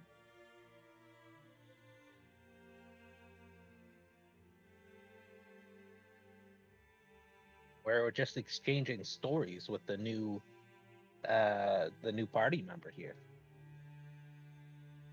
Oh. New stories about what? Our past?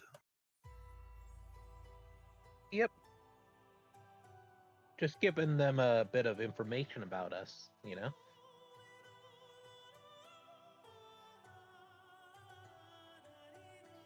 Luke kind of looks at Claire, and he has like a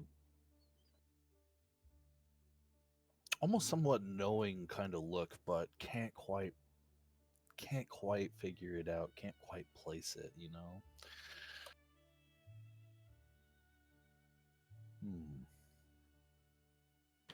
Claire is silently fangirling right now.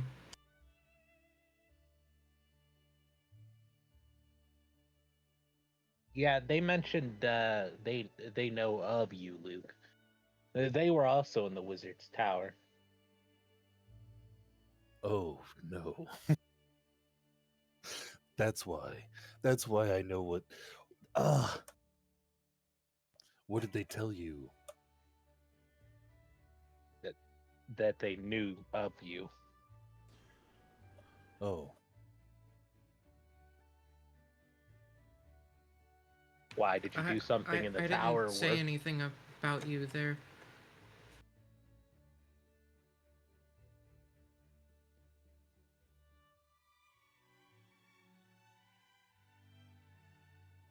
I don't recall if I've done anything embarrassing. I just, I could have. I don't know.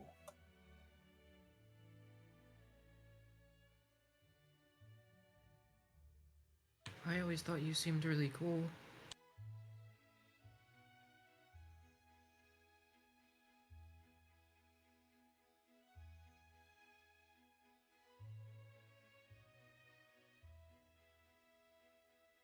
Did we practice anything together, or were you just like a fly on the wall? Yeah, you usually just sat in the back and didn't say anything, but I always saw you there. I drew a couple pictures of you. Is that weird? Is that a weird thing?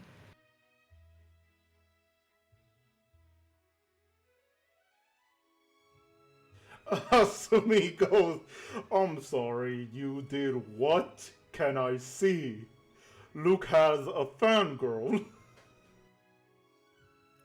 He just kind of Apparently. he just kind of sticks his head out of the carriage just to see if it's still moving before he, makes any sort of bail attempt. He's just kind of like, what? I don't think most people draw pictures of others they don't know. Oh, that is weird. I just draw pictures of people. It's not just Luke. It's weirder if it's just Luke, isn't it? It's not. It's more than just Luke. That's fine. It's fine. Sumi says he looks at Dimple with the, is it? Yeah, I mean, theoretically, yeah. As long as you're drawing everyone equally, I suppose it's fine. Meanwhile, as the conversation is going, Rudovic, since you said you wanted to make it more that you were paying attention to the road on the Discord chat, two things I need from you. One, what is your passive perception? 14. Okay, then that comes to 2 then. I need you to roll for a perception check.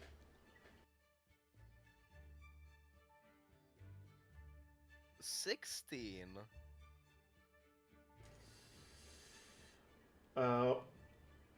Okay.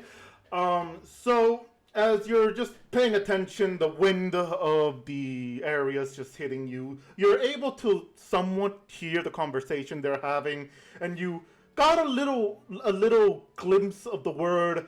I also drew him. And obviously, you can react to that how you want. But as you're looking around, just keeping an eye on the road, remembering Asumi's lesson on how to drive, it seems pretty quiet, pretty clear. There's, as far as you can tell, there's nothing out of the ordinary. Now that is suspicious as fuck to say. Yes. I don't like how he says that. I'm just saying, from what you can tell, there's nothing out of the ordinary. Let's see. So, a boulder comes flying. I'm kidding. Anyway, you still have enough time to have your little combo. Was it Thimble that wanted to see the picture I drew? It was Asumi. Yeah, it probably was. I will show Asumi the picture that I drew of Luke. Probably less armored back at school, but almost definitely still just as ripped.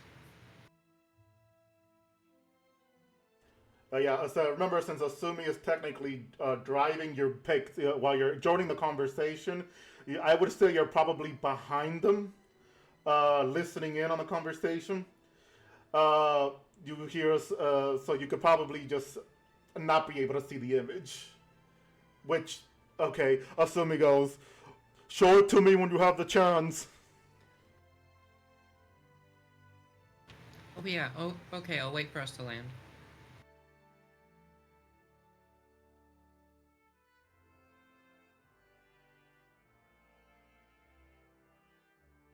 So yeah, she shows at least everybody inside the wagon the image, which I guess it was of a much younger Luke before he was smoking. And question, Luke, did you always wear those sunglasses? Yeah. So you can see him with those awesome shades still, which probably could be assumed that he was born with them. Yeah, I was about to say, legend has it that I came out my mom with these glasses on. Freshly born. Where the fuck did those shades come from? But yeah, it looks. The picture she Is drew it the is same like pair? eerily accurate with like underneath it is a bunch of different like based off of scale measurements. So then, yeah, you guys see like she did a really accurate portrait of Luke on him looking at the like on the side or wherever that you guys were sitting.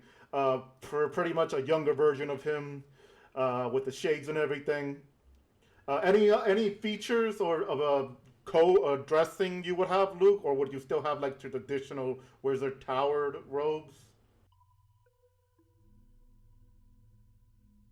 Well, at the time, he would have been in uniform at the tower, but I think they had said the details of their drawing, right? All right, but there you go.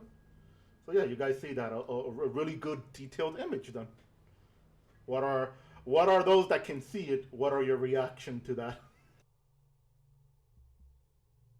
What's all the stuff below it, like measurements and stuff?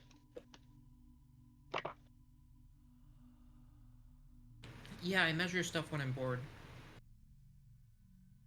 But like, did you measure Luke? No, but I saw him standing next to a door frame that was approximately 6'5". So I used that as a scale, and also the classroom's whiteboard.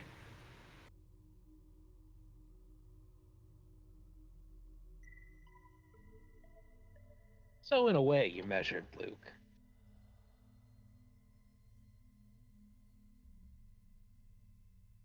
Roughly.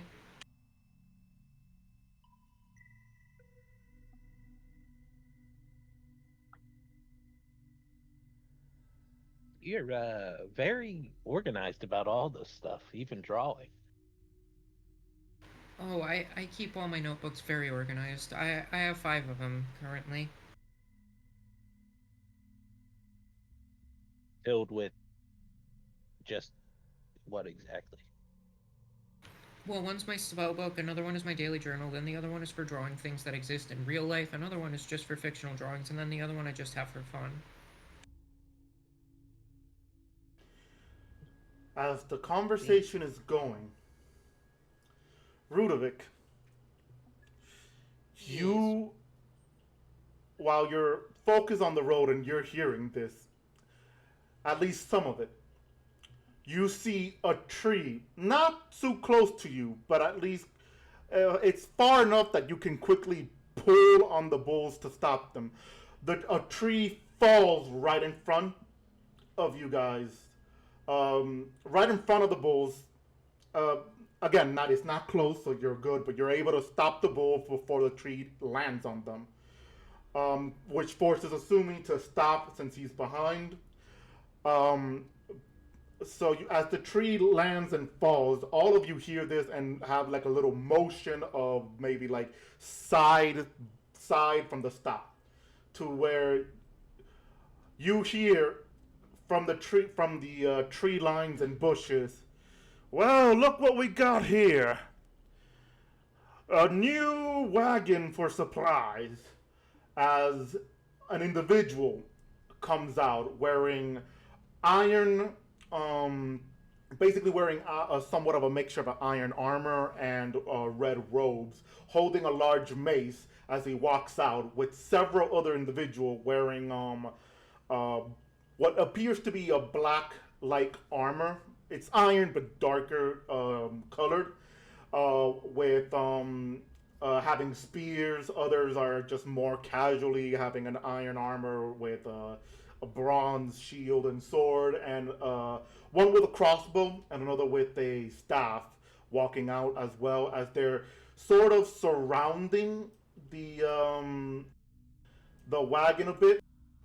Basically, seeing that you stopped where you stopped, which wasn't too close to the tree branch, it was at least enough for them to walk out without issue. As they do that,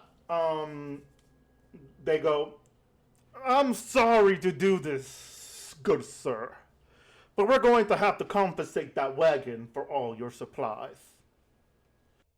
Well, that's gonna be a problem, because first we have little to no supplies, and second you just stopped a group of adventurers who are kind of busy, so get ready to scrap.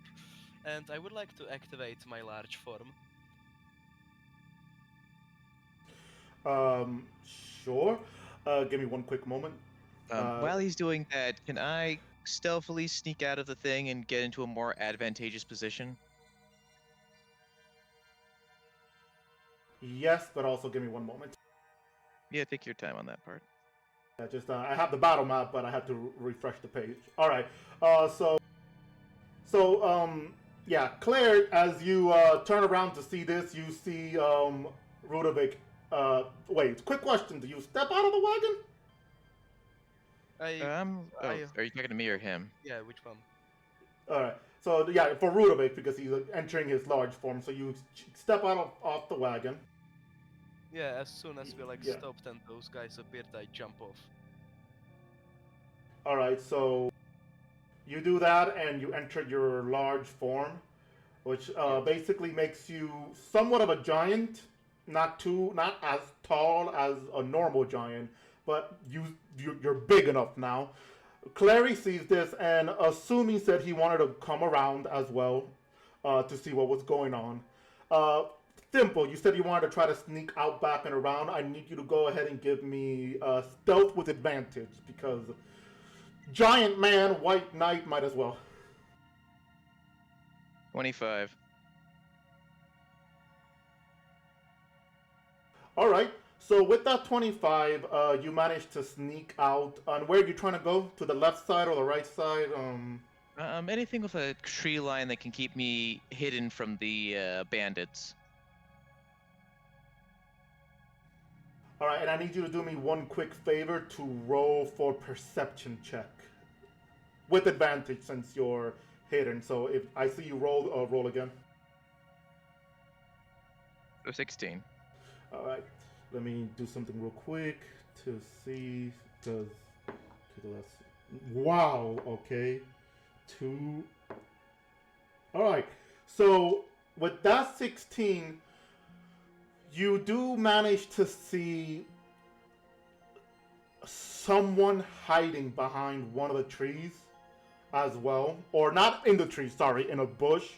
You still happen to see someone hiding in the bush. And as you look ahead, you don't see anybody else but that one person. So for assuming, as you walk around, anybody else wish to do anything before I continue the dialogue? Not at the moment. Alright. Um, Alright. So you guys are just hearing this then for at the moment, hearing this thing and maybe seeing it if you pop your head out to see what's going on. As Asumi appears, oh sorry, Luke, I see your character with some lighting up. You wanted to say something? yeah, I was gonna say like Luke would get out of the carriage to I'd probably time it closer to when Thimble does as well, and be a little bit louder about it, and then that way it helps with the pull the attention away from Thimble, so to speak, flavorfully, and then he'll walk up where Rudy's all big and shit, and then he'd be like, "Oh, damn, somebody's got an excited Rudy. He's all huge now."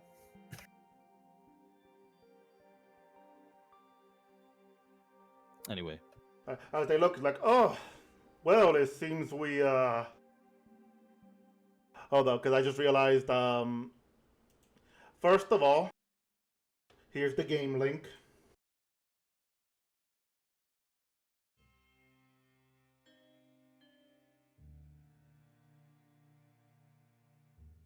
Here you go. That's the game link. And second of all, as they see you walk out, they look at you and they go, huh, well, it seems we have more people. And the White Knight here with them. Well, I guess there's no point of trying to show mercy then. And with that, we're gonna take a short break because I am really hungry, and then we're gonna come back to combat. So while we come back in combat, I would like everybody to roll for initiative, and then I'll have everything ready right before we return from the break. So BRB, everybody.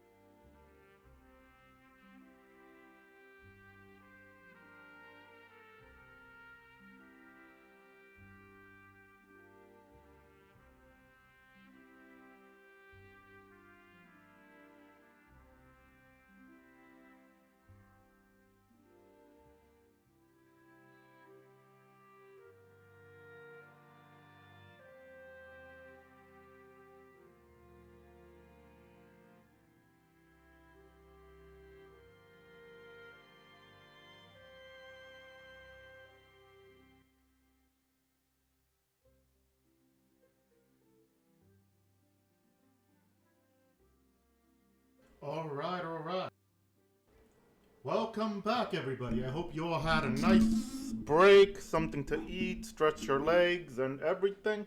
And here we go to the battle map.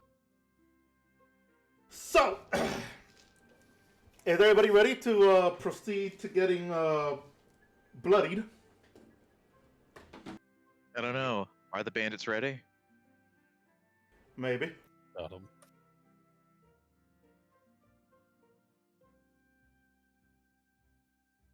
All right. So first one that I'm actually surprised is first, considering how high I rolled. It's Claire. Go ahead, Claire. What would you like to do? Shadow Wizard Money Gang. We love casting spells.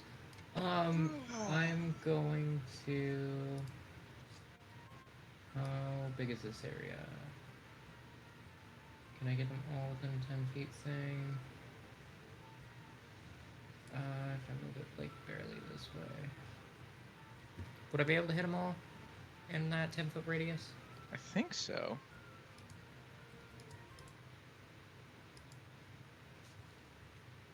If not, I have another option, but I would like to do that one.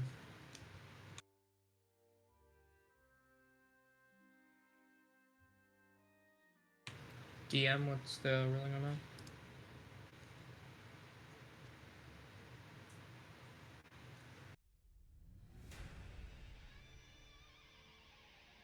All these right. basics? Give me one moment. Hold on. Sorry, my audio's acting up now.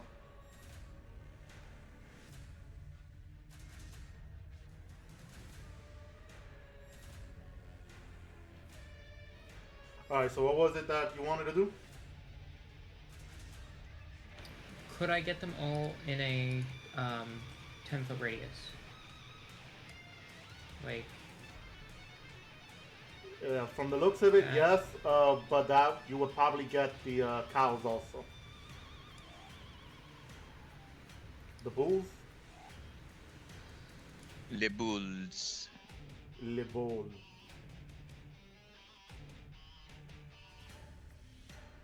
I can just move it up here and do the 20-foot one instead. Yeah, that could Yeah. work.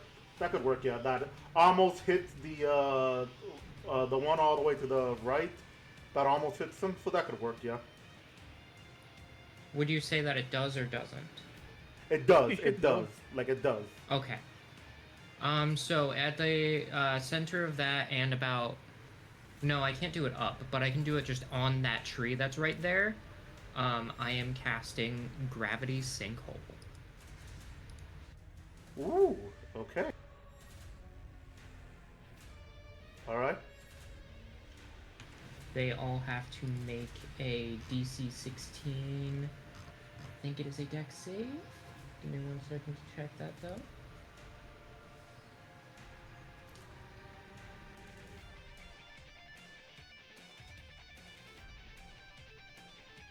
It is a Constitution save. They all have to make con saves. Okay. So they need a Constitution saving throw. Got it. So let's roll all of them real quick. All right. And what they're beating again? DC 16. 16. All right. So the leader passes. What is he? What damage is he being given? Give me a second to roll. I might need another D10 real quick.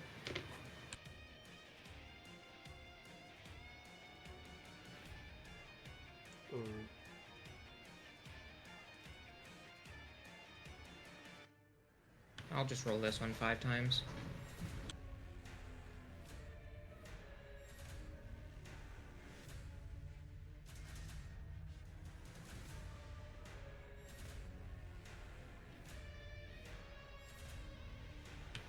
Uh, 19 damage total, so he would take half of that.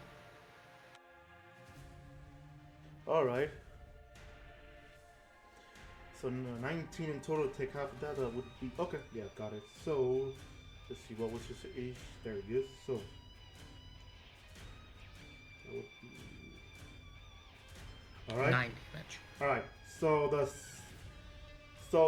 Let's see. The raider leader obviously succeeded because I'm doing it by that order. All right. So 2 of them failed, which ends up being the ones on the right. No, sorry, the one on the left. They failed.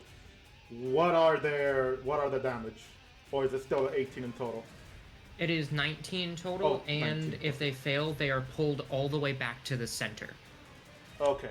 So let me put the damage then for those that failed and didn't fail.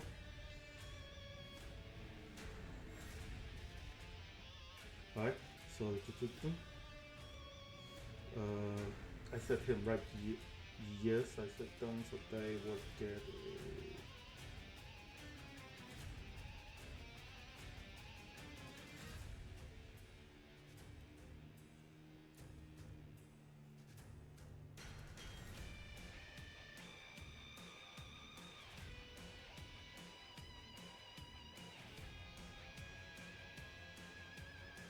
All right.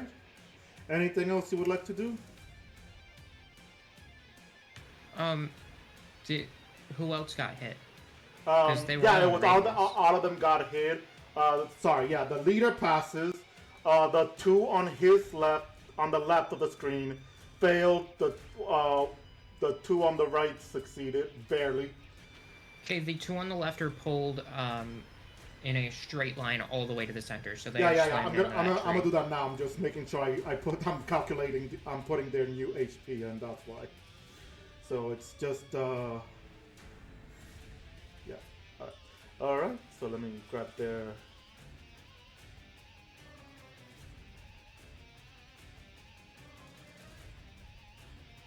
Right there, right in the center. Or no, it was in the back, wasn't it? That was behind them. So It right. was on the tree, yeah, that. Yeah, right. Oops. Right here.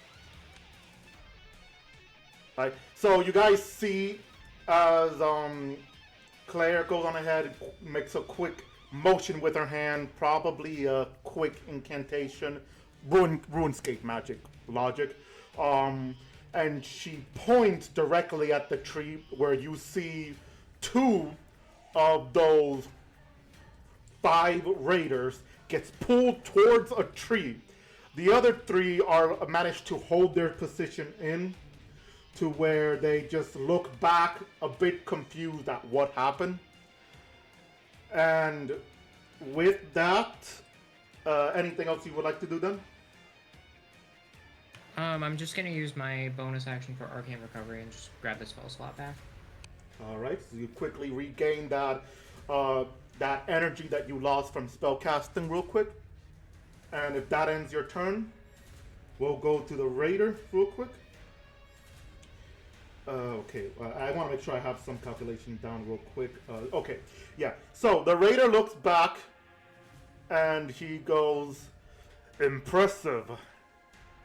I'll let the rest of my men deal with you. I have a challenge to pick with that giant and his mouth." So he rushes to Rudovic. And he's going to attack you 3 times.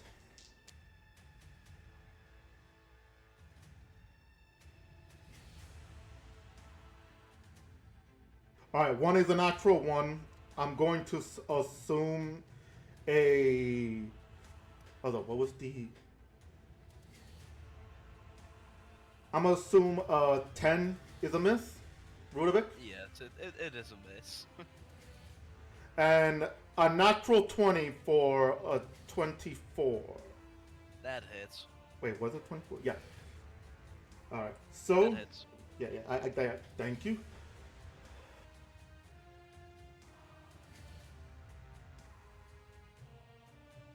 Alright, so it's gonna swing with that critical, which I need to look for the dice real quick. So he swings his mace directly at you. And that is going to be a critical. Oh, I'm sorry. My dice are everywhere.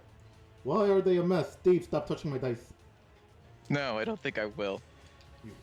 You jerk. Anyway, alright. Touch them harder. Alright. Alright. So he hits you for.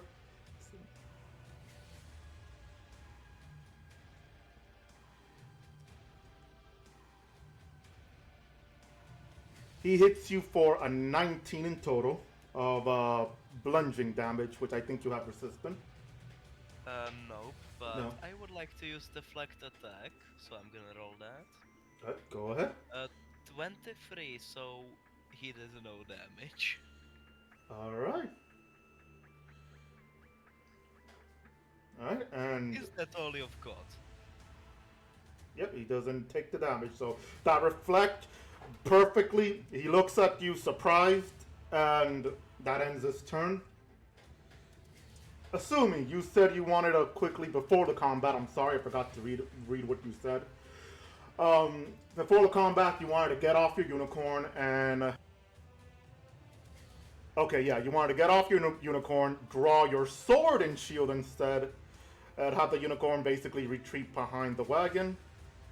Fair, okay. So with that, you are attacking that one raider in front of you, you said. Oops, sorry.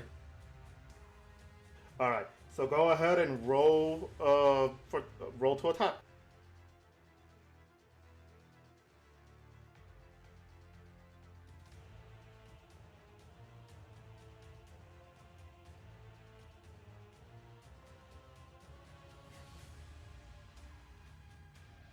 Oh wow, a natural 20 for 27, okay.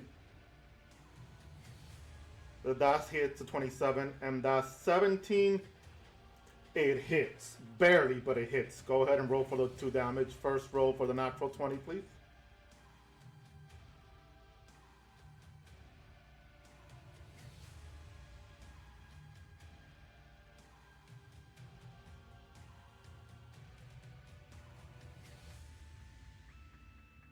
Alright, that is an 11, okay. Alright.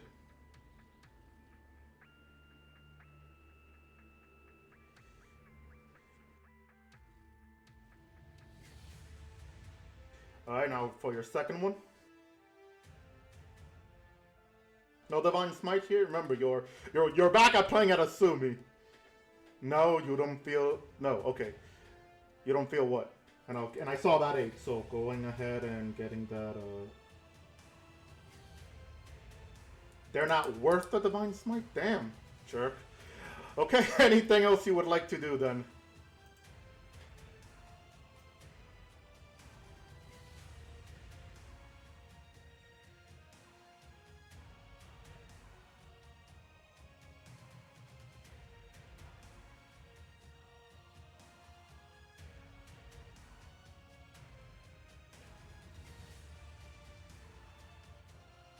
Accent Surge? Okay. Then alright, so you go on ahead and I'm guessing you're just gonna straight up attack him again, huh? Wow, okay.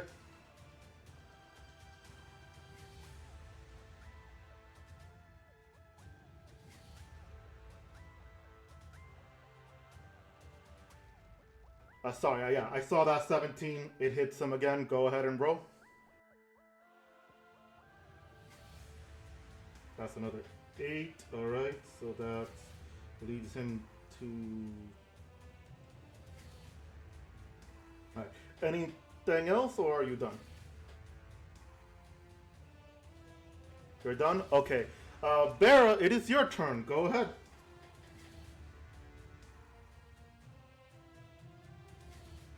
Okay, 1 second. Where am I? So tiny. Let's see. Well, let me see how much I can move.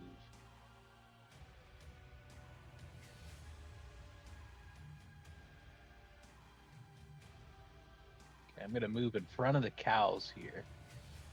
So you're basically gonna like jump over the cows or like walk on top of the cow? Walk on top of them. I'm gonna climb over them and then walk on them. I've heard of cows jumping over the moon, but gnomes jumping over the cows? That's a new one. Then I'm gonna cast Tasha's Cautious Brew at those two guys that got 3 back. Yeah, so yeah, they're gonna get hit by that. They need to roll a dex save of 13. Alright, here we go. Alright, so they both saved. Oh. Yeah. One of them beautifully, but they both saved. Okay. Well, that is it. They Alright. took my attack. That's all. Alright, not a problem. Which will have us going to... anything else you would like to do? I'm sorry. No. You don't think you will. Got it. Alright, so after that, after it's your turn, this one who only Asumi sees, I'm moving them around. This one is gonna sneak up to Rudovic.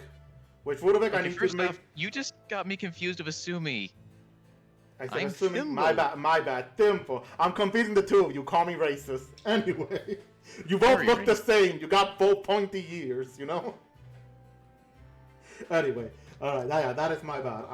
My brain is racing. I'm sorry. So the one that Thimble saw, Rudovic, I need you to make a perception check while I roll stealth for them. Ooh, that's big. Let's see what they roll. 18. Alright, sadly you do not see them. They beat you by 1. By 1. That's lucky. So, you don't see them, so they end up getting an advantage against you. So, well, I don't want to use this dice. This dice is for something else. So they first come to attack you. First attack. They both miss, because that was horrible. I know it was. Second attack. Alright, so does a 18 and a... Does an 18 and 17 hit? Nope. Okay. And then the final attack... I'm assuming... yeah, they all miss. So despite that beautiful advantage, they miss. I'm rolling horrible today. After that, the second raider, it's the second raider turn. Going to move over here a bit, and he is going to fire at Claire for sending them backwards into a tree. Rude. Alright. Whee. Alright, Claire does a... Alright, there it goes. Alright, I can see them now. I have to move this. Alright, so does a 17... Wait, I'm gonna 17? cast shield. Shield. Alright, perfect then. So then that still leads to 17... God damn it. 17, 16, and 12. I'm assuming they all miss? All miss. Alright, awesome.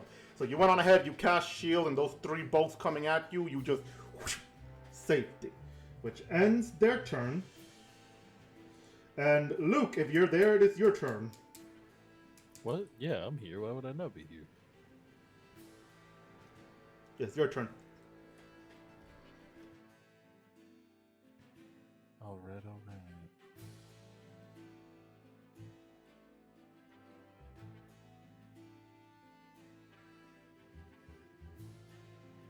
Let's see, we got Rudy bodying 2 people, we got Bear in the middle. 3.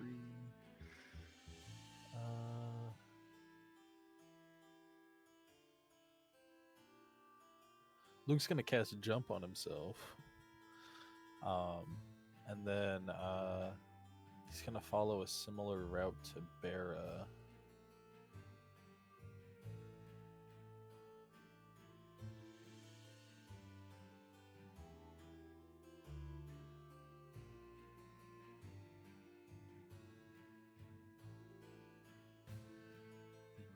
about there. He's gonna jump 30 feet.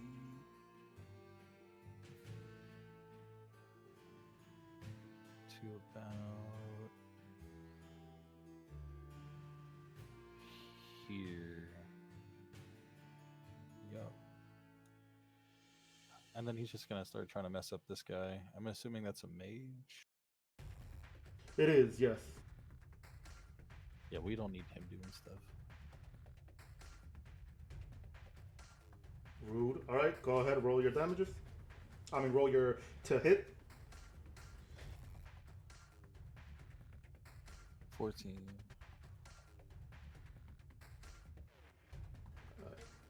So 15. wow. All right, so the first one misses. The second one hits. The mage is not that bulky, so the second one does hit.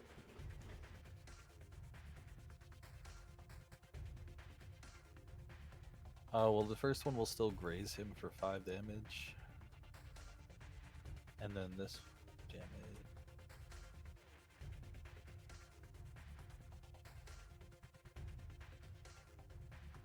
I'll savage that. Yeah, I didn't think I would get anything higher. Yep. Alright, 15 and 5, 20 damage. All right. So the mage. All right. Anything else you would like to do? Nope.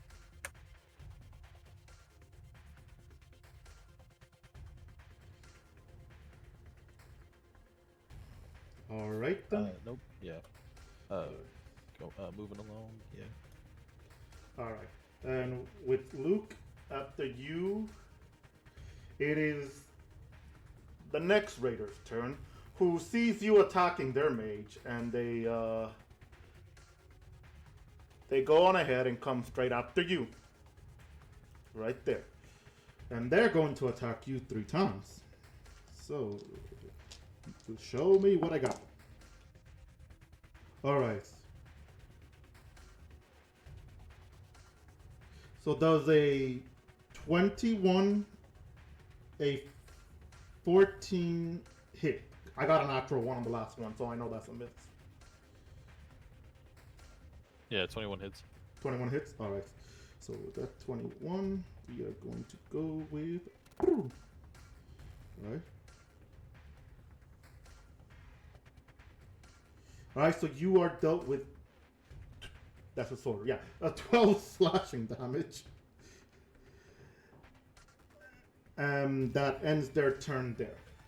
Leading to... the mage... seeing you attack them.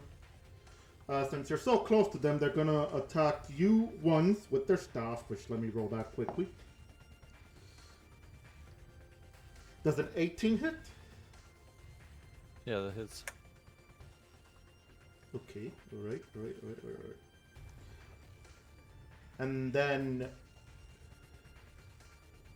Ooh, hold on. Something's going on with the stream. I accidentally unplugged the stream from the stream. The stream is, yeah, alright. So with that hit, you receive a 6 bludgeoning damage. I rolled badly on that. And then they're going to attack Claire with Firebolt. Whee!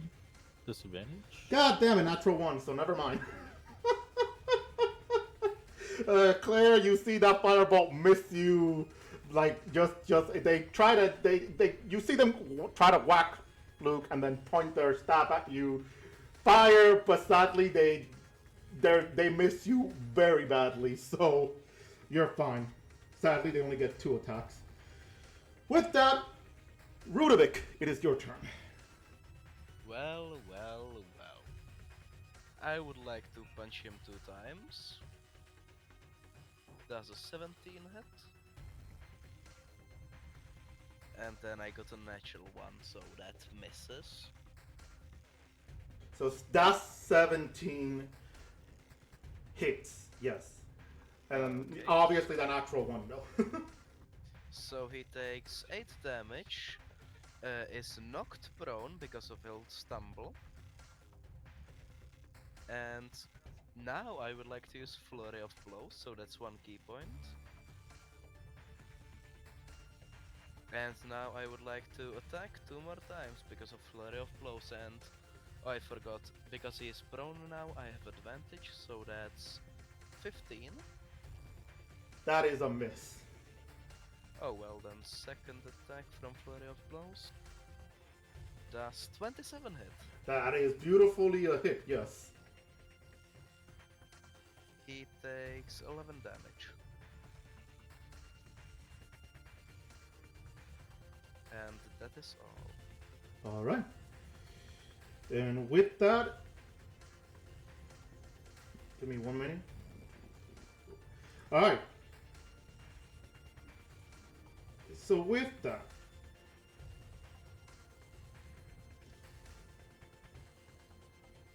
alright. Assuming you're attacked from behind from another sneak attack,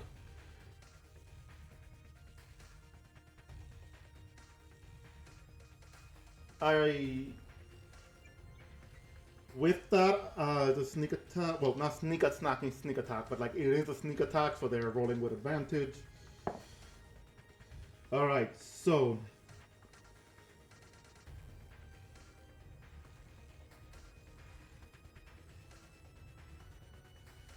Does a 24 hit? I'm sorry, like I forgot to microphone this.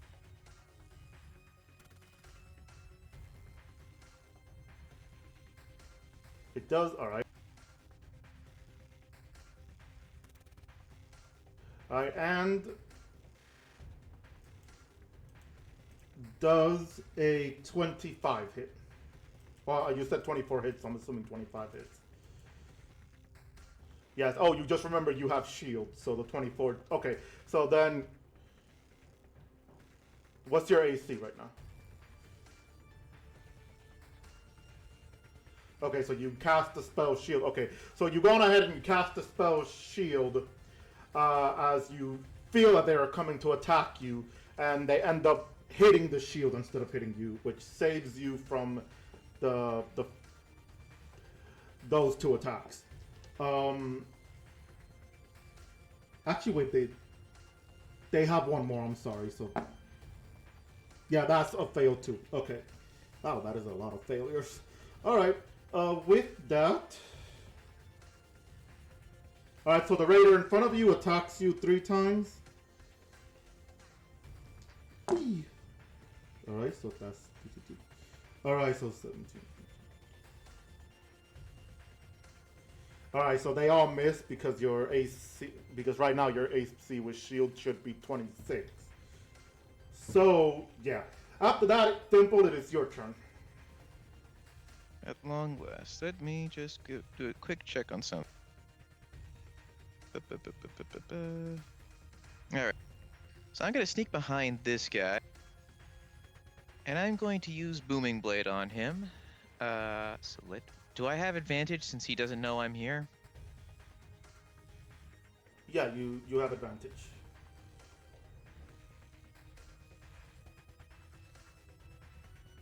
Does an 11 hit? Nope. Motherfucker. Alright. Then I'm going to attack with my dagger. Do I still have advantage, or has he spotted me? You still have advantage.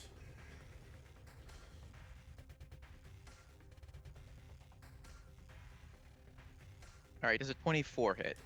Yep, it hits. Alright, so gonna take 6 piercing damage plus sneak attack. I'm gonna reduce it by a d6 so that way I can use the trip action. So while I am doing, give me a DC 15 dexterity save. 16. He fails. So he takes 9 damage from the sneak attack, and he's prone. Alrighty then. So yeah, as you do that, he just goes, "What the? Ah, son of a bitch! Sneaky little bastard!" That's the That's the pot calling the kettle black. I also proceed to kick sand in his eyes. Pocket sand. All right. No, floor Any- sand. Anyway, that's the end of my turn because I flubbed my first attack. Well, it probably wouldn't be sand, it would be snow. Dirty snow in the face. Enjoy. Ah, it's Yellow cold. snow. All right. Anything else? No, I think that's it.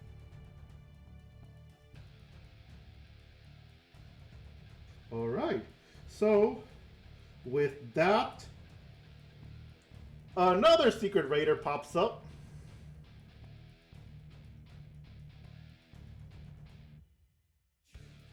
And he tries to fire at Barra this time. Are you ready, Barra? No. Well, too bad. All right. So, first attack does a 23 hit.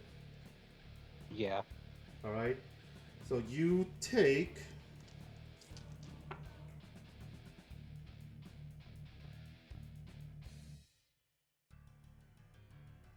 11 piercing damage on the first one. Second is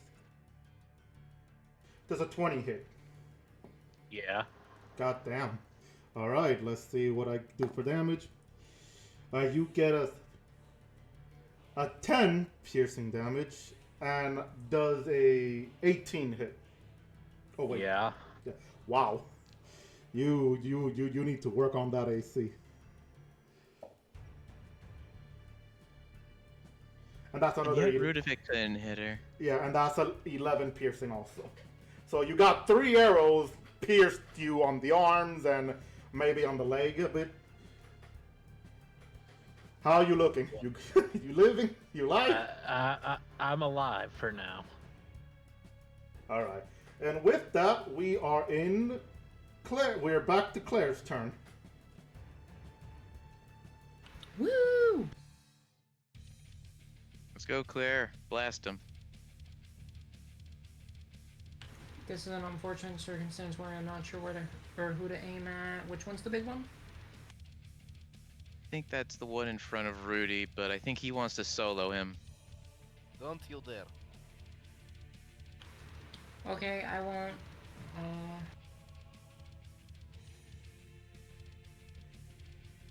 I'm gonna cast Chromatic Orb at 4th.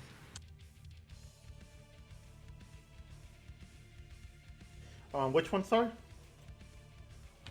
At this one right over here. I'll ping it. All right. That's the one behind Sumi. All right. Also, real quick, somebody has redeemed the Hydrate Thyself. If any of you have anything to drink, drink something if you haven't. But yeah, so you attack that one. Go ahead. So I was taking a sip of my beverage. Yeah, no problem. 8, so 16 to hit. All right. What was it that you said? Sorry. 16. It does.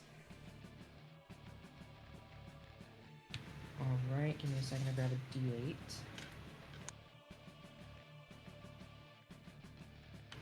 Actually, I'm gonna grab enough to roll the whole thing.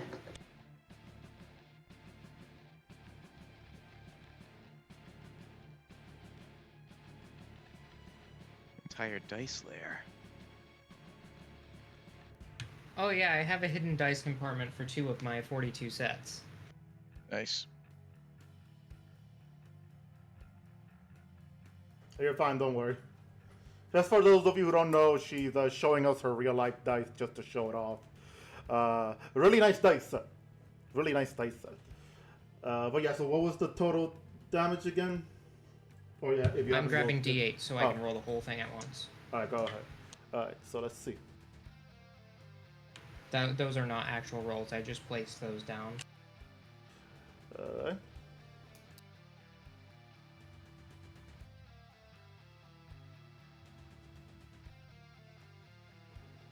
Yeah, good question, Asumi. Yeah, if you have it, I think I helped you edit it down, so you should be able to do it. You should have it. In other words, not that you should be able to do it. You should like have it where it is, so you're fine.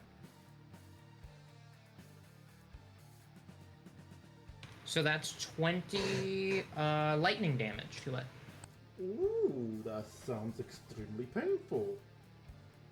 Oh, don't worry, I'm not done. Ah! So Chromatic Orb in 2024 has a new ability. If you roll the same number on 2 or more of the D8s, the orb leaps to a different target of your choice within 30 feet of that target. I make a new attack roll, and it can leap up to, let's see, it can leap 3 times total for me. Alright. Damn. Okay.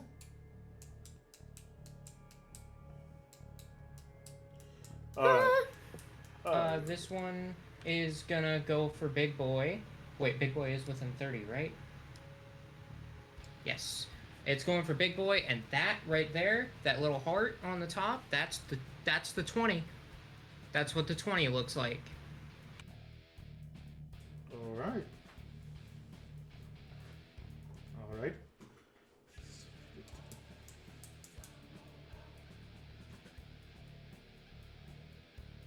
Alright. Got it. Just making sure I got everything right. I'm doing it by pen Do and I paper. roll twice, or do I roll once and double it? Good question. I think you have to roll once. It's DM's choice. Ah. So go ahead and roll for double then. Might as well. Go ahead.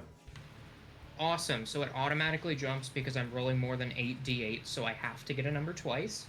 And that's for the first half of the damage. I'm going to roll even more. 16 plus 7 is what? It would be 23. So 23 damage.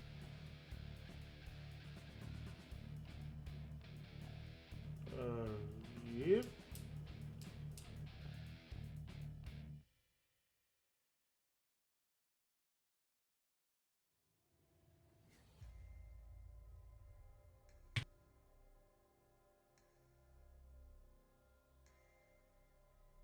Plus another 36. Okay, then. That 30, just to make sure, clarify, that 36 for the same target or the other ones? Same target. Alright, so that is.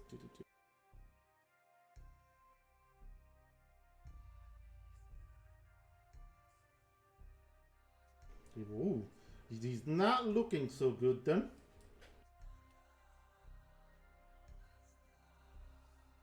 And for clarification, that was this one, not this one, because they told me not to hit it. The other guy with the sword. Alright.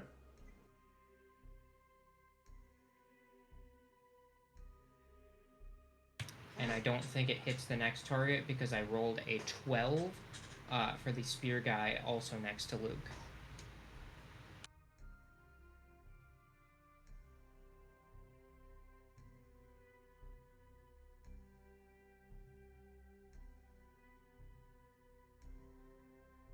Alrighty then. Also, that's a staff, not a spear. It looks like a spear, but sadly I learned it is not a spear. I had to go to them physically. But alright, anything else you would like to do? Nope, that's gonna be my turn. Alright. Then it's the Raiders leader's turn, who is going to attack Rodovic. Let's see, where are my rolls? Oh, they're not my rolls. Where's my dice? And they're all over here. Alright.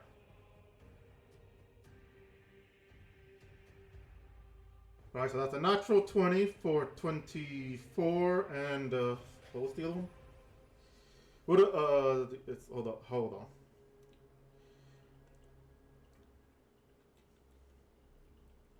Alright, so 24 and 22 and a 14. Does any of those hit? The 22 and 24 hit. All right. Okay. So only two of them? Yes. Alright. So let me put these back. Alright, so the first attack.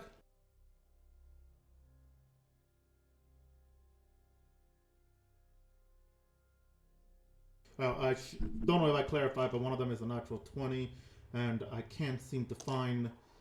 I swear to God, I need better organization skills again. Alright, here you are. First attack.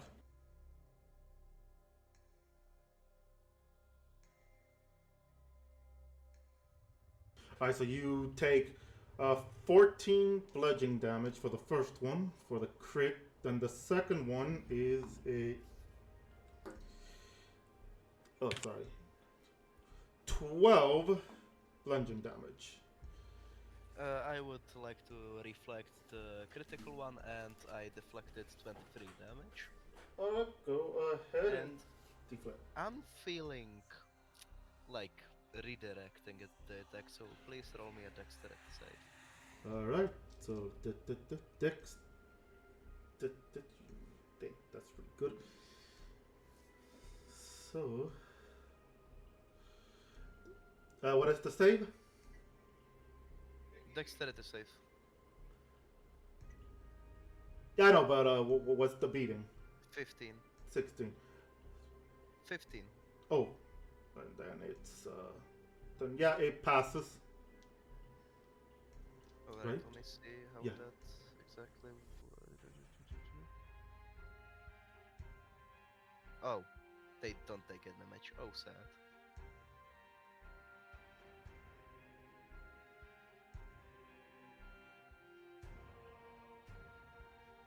All right. If nothing else to add on that reaction, then it's Asumi turn. Let's see. Let's see what you said, Asumi. Okay, you're gonna attack the same person again to try to get him through. All right. Go ahead and roll for that for hit then.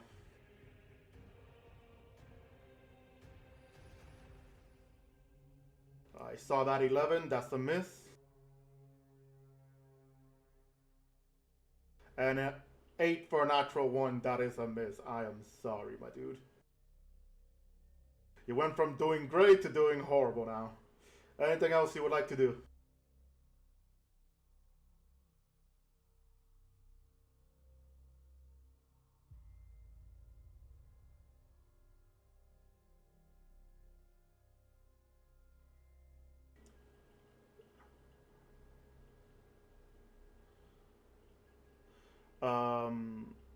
Good question.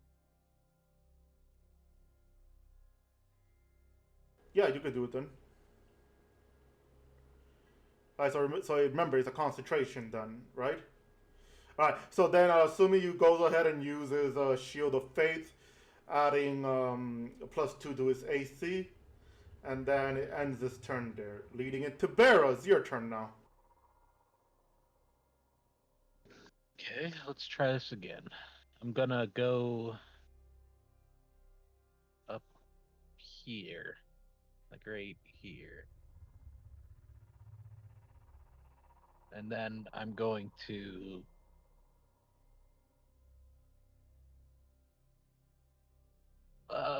Luke, you can get a dex save of 13, I'm sure of it. I'm gonna cast my brew in a line down this way on all these guys. Alright. So they all need to make a dex save of 13. So that's 3 of them. And Luke, you heard that. You gotta make a dexterity saving throw and beat a 13.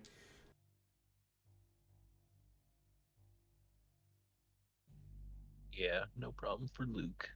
Yeah. Well, what did you get, Luke, for the audience at home? 21, but I think I had advantage. Huh. Gonna check that then. Alright, so let's see. With the 13, the first 2 on that line passes, but the last one fails. Okay. Okay, it would have been a 17 with advantage. So they'll take damage at the start of their turn then.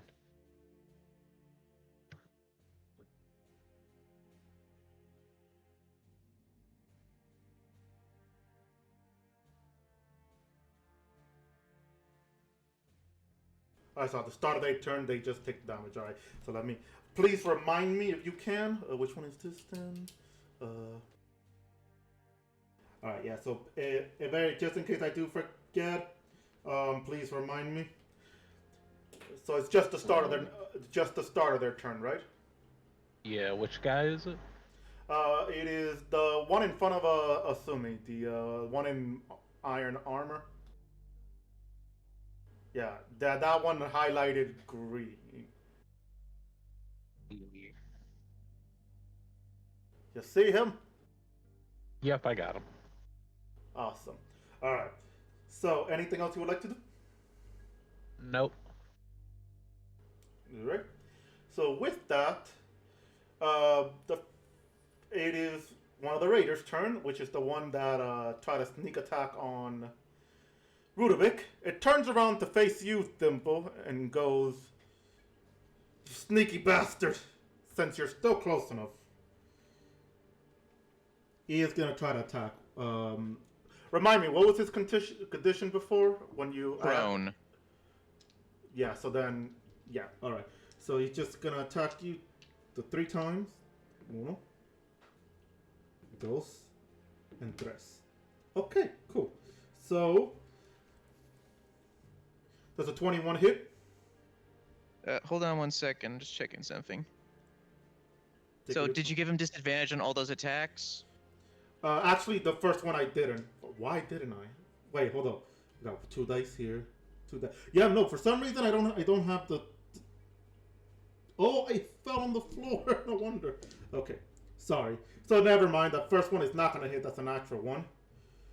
So let me re-roll everything anyway. So the second one does a 14 hit. Nope. All right. Last one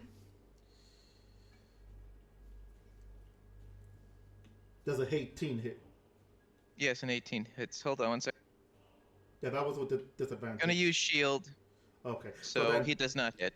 Yeah, so you do a quick incantation, shield, and they just that one attack that finally was about to hit you. All the happiness in their face goes sorrow as you just deflect that, which ends up ending their turn, which goes to the next raider, who is going to attack Rudovic this time. The second one is right in front of you. It's the crossbow one.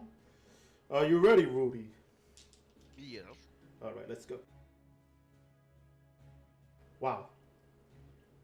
That's a 21 hit. Yes. All right, that's the only one I assume hits because I only rolled a 2 and a 4 for the other 2. So let's do the damage.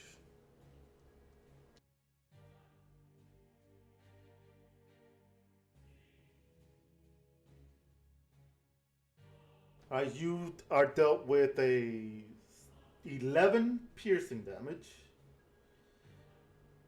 And that'll end this turn. Sadly, that has to end this turn. Which leads to Luke, your turn.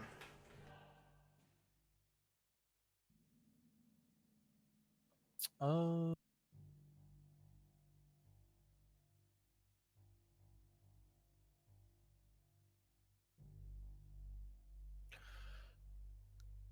I'm gonna attempt to cast hold person on the one that was attacking me 3 times. Yeah, that would be the one in front of you, the one with the sword. I need a wisdom save DC 14. Sorry, what was the DC? 14. Okay, so let's go with. That is a fail. So they're held. Hell yeah. They are paralyzed. Very good. I will action surge and then proceed to smack the shit out of them twice, hopefully. God damn. Go ahead. 12, that's a miss. Oh wait, I would have advantage. Yeah, I was gonna because say, paralyzed. don't you have advantage? But go ahead. Yeah, you got it then. Okay, well that's a nat 20, but it was already a crit anyway. Oh yeah, that's gonna hurt a lot. Go ahead. I'll savage that.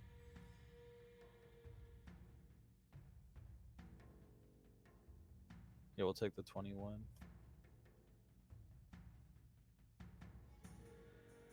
And then does a 21 hit on them as well? Yeah. I think. Yep, it does. It does. Okay.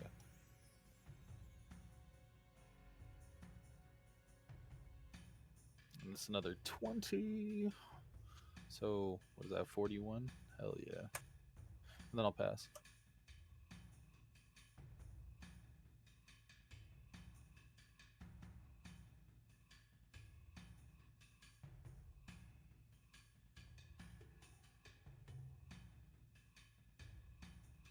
Anything else you would like to do? No, I said I'll pass there. All right. I didn't hear that part. Sorry. All right. What No, the you're hell chill. was that? Anyway, so with that, it is the third raider's turn, who is the one with the staff, obviously, who will go on ahead and attack Claire 3 times with Firebolt. So let's see if this time I can roll anything.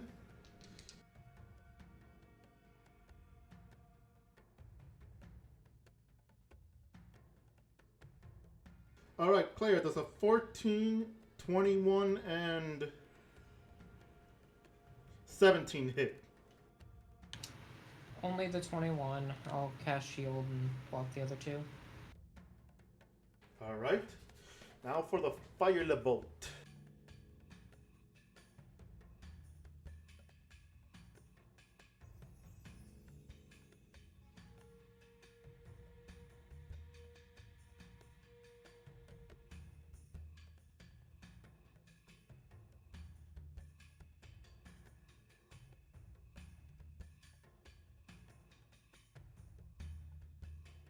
Sorry, I thought I forgot to the trigger for the voice. So you're dealt with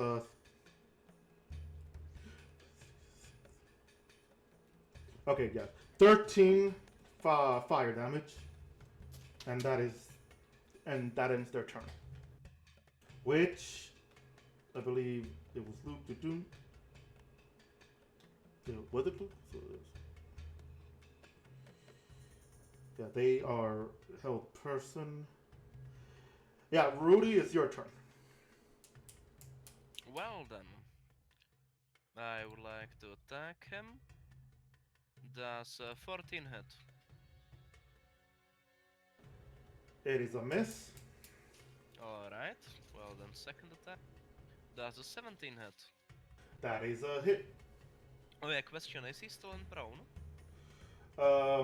No, he got up on the. No, well, actually, he's. I think you. No, he's not prone. No, I'm sorry, no. Oh, okay.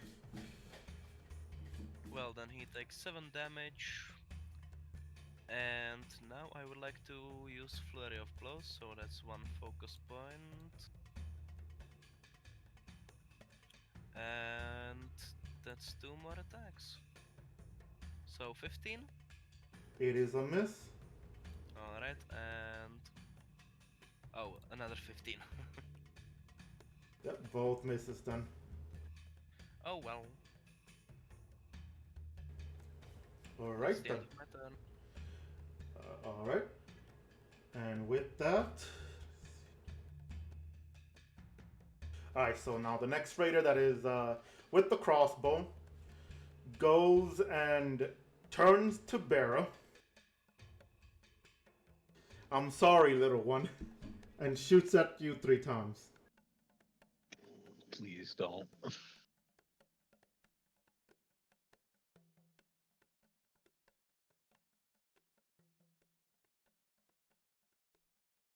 Sorry. All right. So, does a 17, 10, and 13 hit? Just the 17. Just the 17. All right.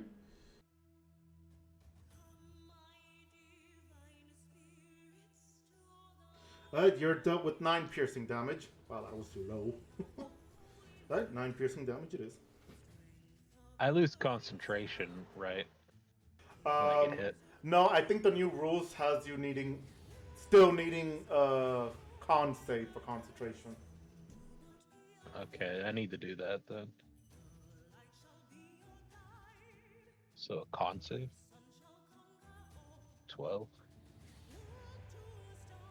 Yeah, it would save. Okay. You're good. You are good. Alright. The next raider. A quick question: the one that you have in your effect, he's still able to attack so long as something is close to him, right? Yeah, he can attack. Alright, He's so then just covered in poison. That's fair. All right. So then, assuming you're gonna get attacked real quick. That's 3 times. He's poisoned. Poor lad. Wait, he does take damage. What's the damage for the poison? I just remembered. Thank you. 7. All right. So 7. Disgusting damage there. All right. Crap. My mouth went off. Alright. So Asumi does. Okay, I got a natural 20 for 24.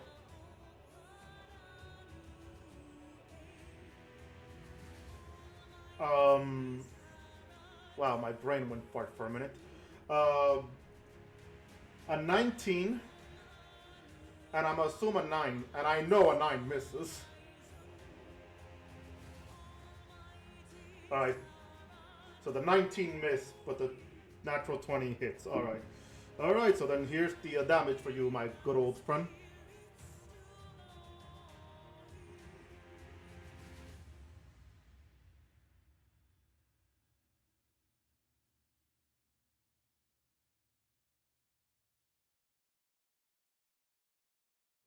Alright. That is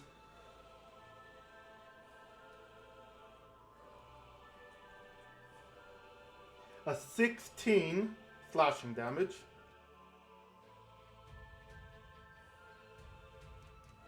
Alright, and that ends this turn, which goes to Thimble, your turn.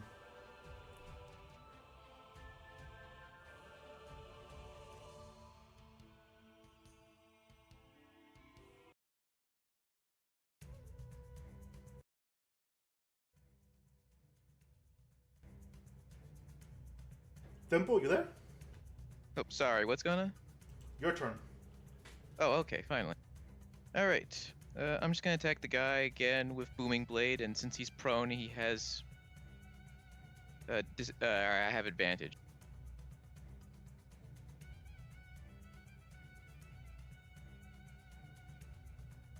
Frickin' hell! 11 again. Jeez, you are like today is the unlucky moment that I'm noticing a lot. But yeah, Yeah. that's a Well, miss. then bonus action, I'm going to attack him again.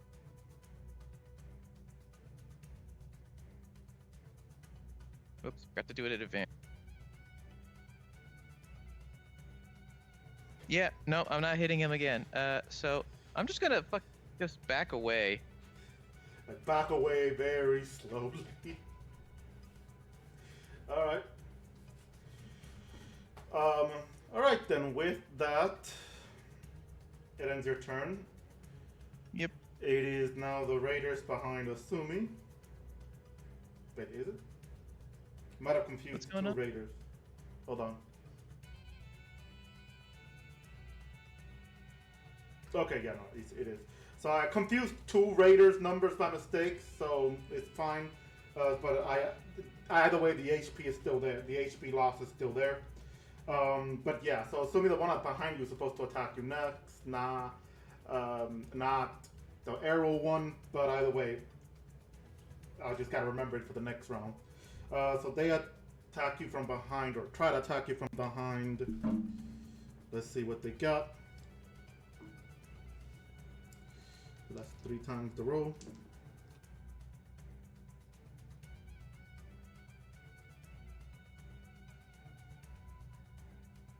Alright, does a 22, 21, and a 23 hit.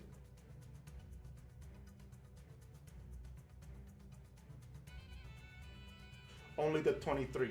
Right, I know, don't worry, I got you, yeah. Actually, you have Shield of Fate, that's right, I need you to make me a con saving throw.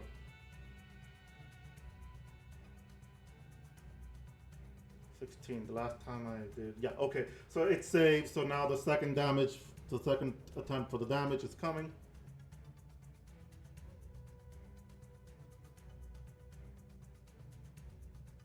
Alright, so you're dealt with 7 piercing damage. I need you to roll for another con save.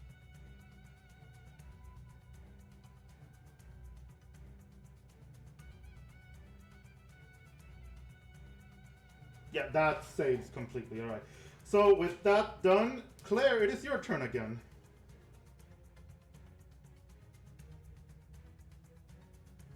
Wow.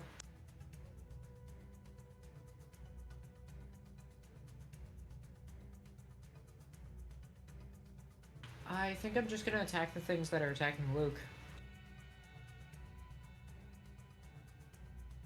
I'm sorry, what was that? I'm attacking the ones that are going for Luke. I'm gonna go for polearm guy first, or staff, or stick, or whatever the hell that guy's holding. This guy. I got you, alright. Go ahead. And this is Chromatic Orb 3rd level. 13 plus 8 for a total of 21 to hit. That's a hit.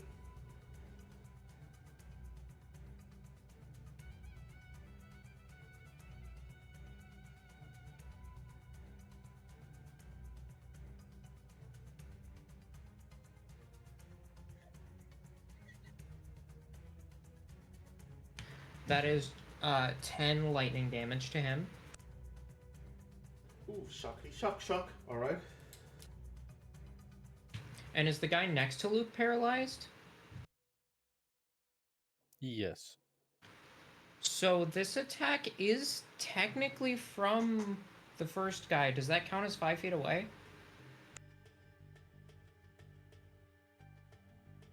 The first one 5 feet away?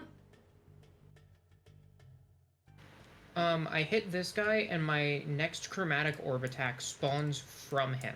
So I have 30 feet from him to attack. If I hit the guy here, would that... Well, he's already paralyzed. He's on hold person. Yeah, but would that count as being 5 feet away for hold person's effect? Let me do a quick... I believe so, yeah. Like, looking at it, it should. Let me check real quick. I think you're the attacker, right? Yes, but the attack is coming from the stick guy. Like, I have 30 feet from him.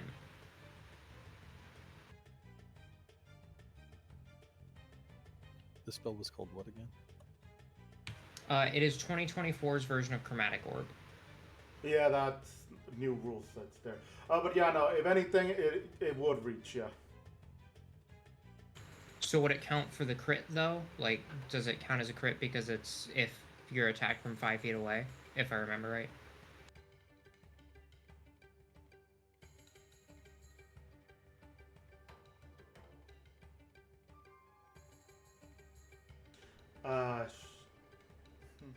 I think, yeah. Yeah, I think it would, yeah. Okay, it's still a ranged attack, so I have disadvantage, though. So I'll hopefully hit.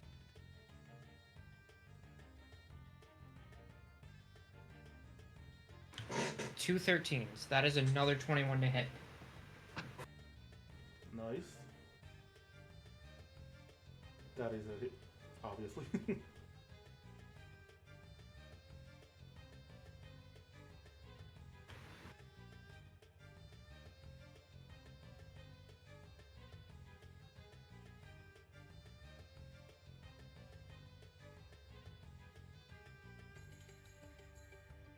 That is 31 lightning damage to sword guy because of the auto crit.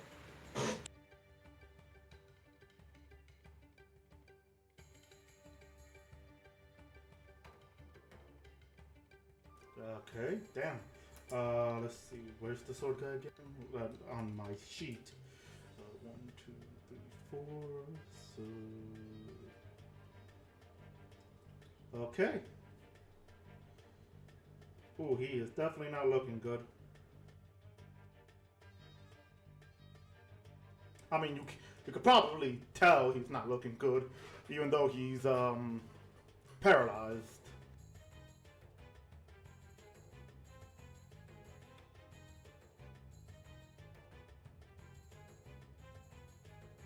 And then it arcs one more time. This time it's going to go for the crossbow guy to the right.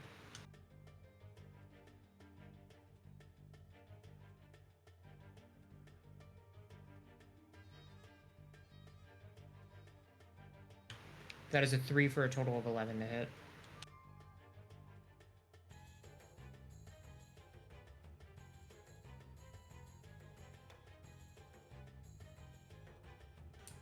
Sorry, what was the total? 11, right? Yep. Yeah, that is a miss.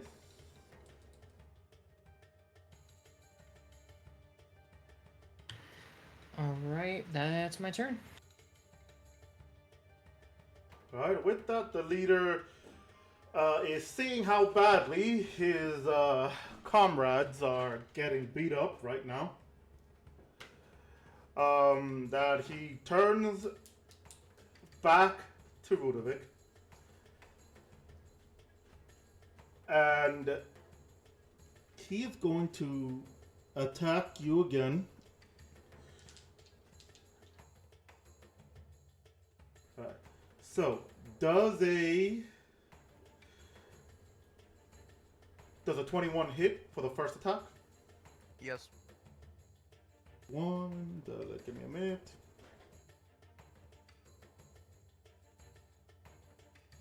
So that's a wow. 16 bludgeoning damage. So that's done. I would like to deflect that. Go ahead. 23, so no damage. Obviously. Does a 20 hit? Yes. Second attack? Yes. Alright. That is.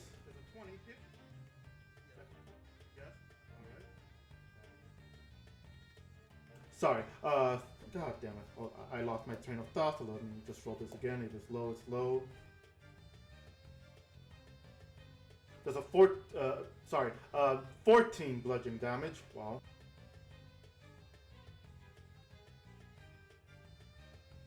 And the last attack is a miss because I rolled a 7. That would have been 11. And I know that would miss you. Alright. And then after he attacks you, he goes, "Gents, I think it is time to retreat." And he ends his turn there, leading it to assuming it is.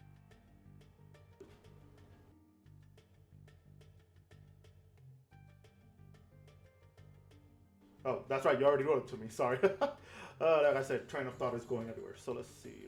What did you say? For some reason, I keep hearing background sound from the stream. Oh, right, because it's mine. Duh. All right. So assuming says he's gonna go on ahead and attack the poison fella. Twice again. All right, go ahead. That is a 15. That is a miss.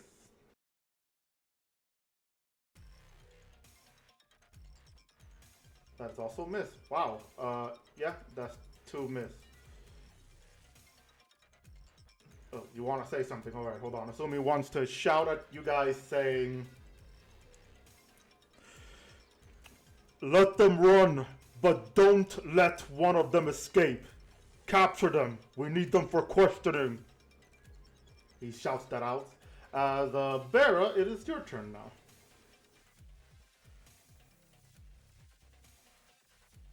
Sorry, I just got back.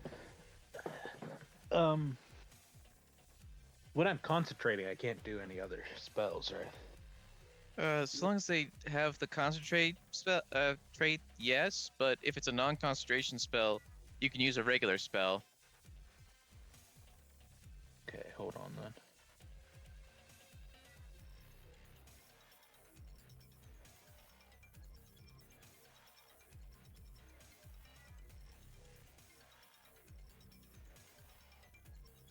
I don't have any runes to do non-concentration spell.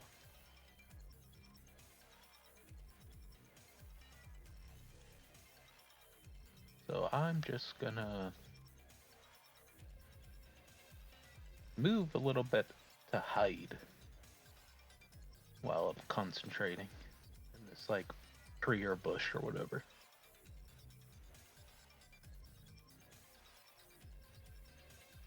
That'll be my turn. Alright, not a problem. Let me just zoom out a bit.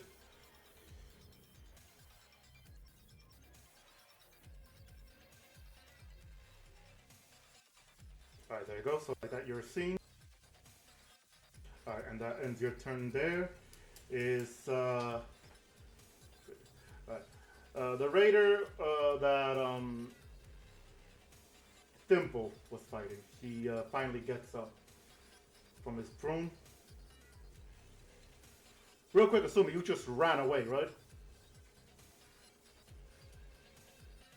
Not Thimble. Sorry, Thimble. Real quick, you ran away, right? Like you just ran. Yep. Not hiding or just trying to move from the distance. I couldn't hide because I didn't have my bonus action anymore. So yeah, I just moved away. Alright, so you're able to see them at least disengage and then just try to retreat from From the fight, yeah.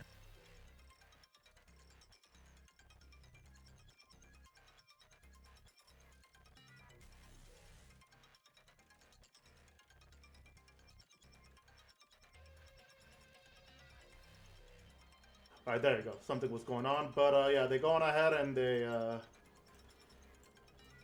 Well, actually, if he gets up, he has. I forget. Does prone require you to use all your movement? uh actually, yeah, I think the new rules still kept the whole thing. So yeah, no, then even if dash, they wouldn't be able to then. Oh no, he has to spend half his movement, so he only can move 15. So yeah, so then let me grab real quick how far would they move away from the fight. I'm planning to have them move this way.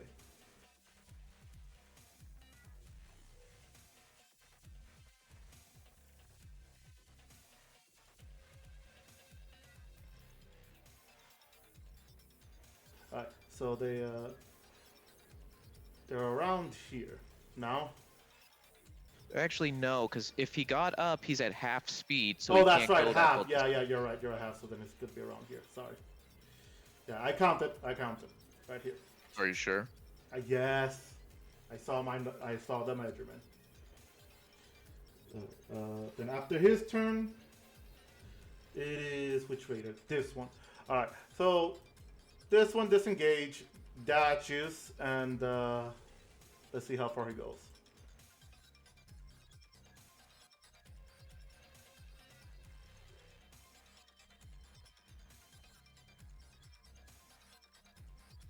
All right, so he's out of the map. Then he's gone.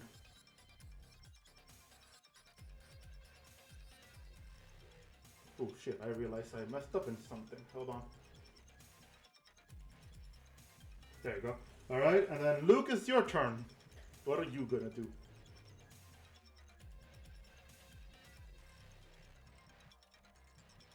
Is Sword Boy above me still standing? Yeah, he's still paralyzed with very low HP, mind you. So he's still alive, just very wounded.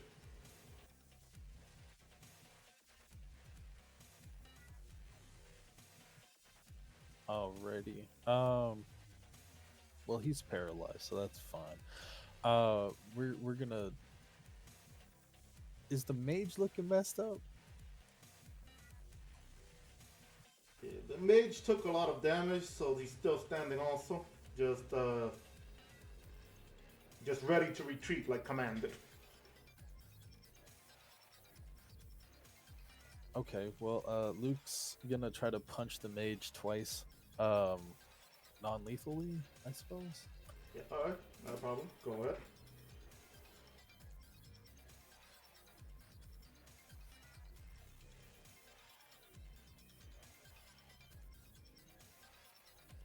It's 27. that is a hit. I think a 14 misses though, right? The 14, that is. Oh crap, where's the mage one? That's why I gotta get better naming there. The mage one, that 14 misses, but the 27 does hit. Alrighty, and then 7 for the damage. Non-lethal damage. Alright, so it's non-lethal.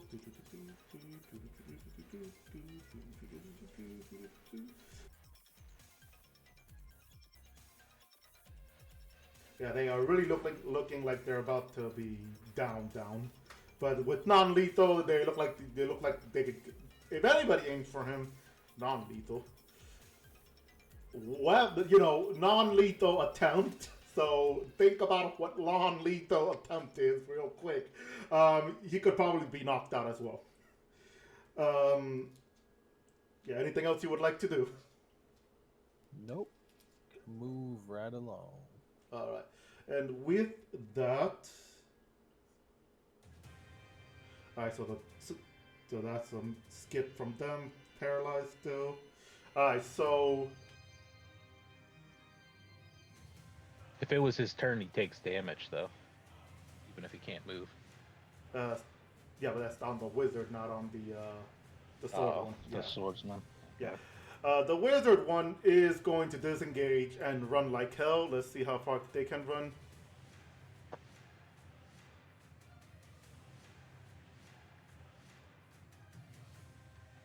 Alright, it's also out of the map, so they are gone, but with at least some trail of blood left behind. You can see at least a few trail before they vanished. Let's see. So with that, Raider 1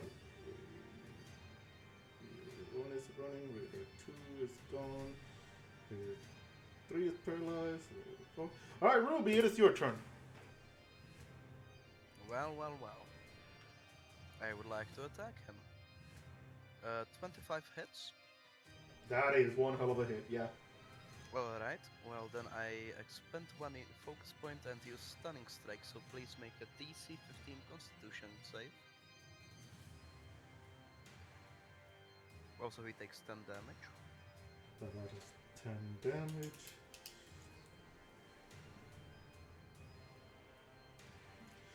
Alright, and then you said Stunning Strike, which is a 15 con save. That is a pass. Alright, his speed is halved until the start of my next turn. And now I go into my bonus actions, so I use Flurry of Blows. And attack him. Oh, a 15 misses, right? My question, are you doing this non-lethal, right?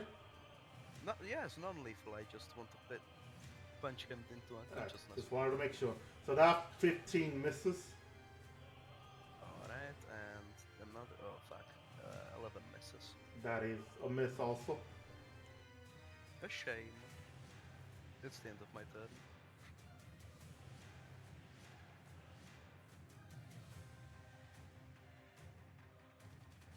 It is fine.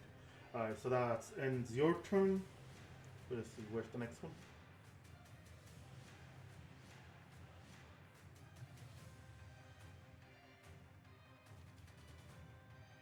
So the poison one, how much damage does he get, Bear? Still poison? It's actually acid, I meant to say. But he takes 9 acid damage. I might as well do it now,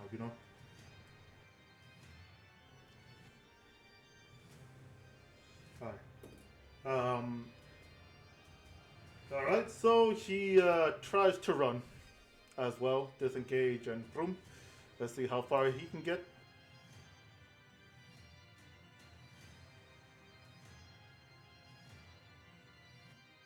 That's pretty far, so yeah, he's also out of the map, so out of here. Wrong thing. It's poison ran first. Alright, so he's gone as well. Obviously, he might not make it far because of that damage he's receiving. Alright.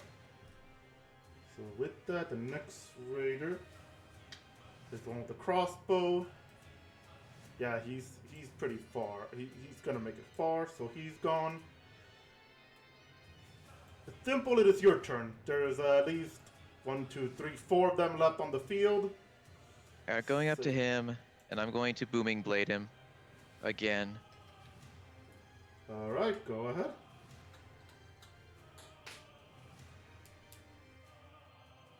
Finally, 24. That's a hit. Wait, no, sorry. I did not mean to actually do that.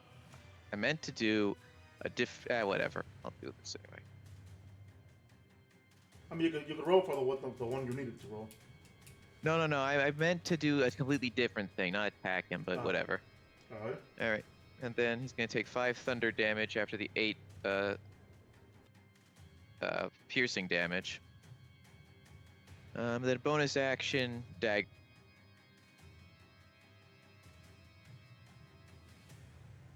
Does a 13 hit? It does not. Alright, then that's the end of my turn. Alright. As he sees you coming at him, he just like, God damn it, you little brat! Which leads to the final Raider's turn, the one behind you, Asumi, who now is disengaging and bolting out of here. Which way does... Let's see how far he gets over there. Ooh, just right on the nick of leaving the map too, so he is gone. Alright. And that leads to Claire. It is your turn. Well, there seems to be somebody still near Luke.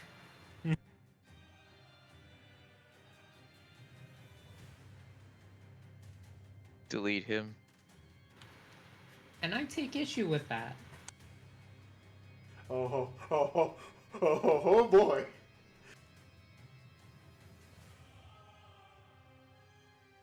I'll just put a little cloud right there of knives. Cloud of dagger at 3rd level.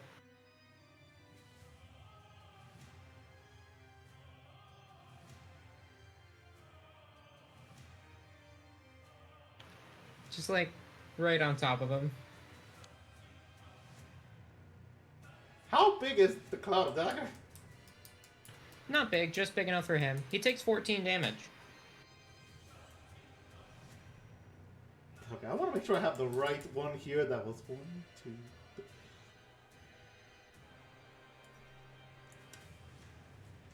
Well, you killed him.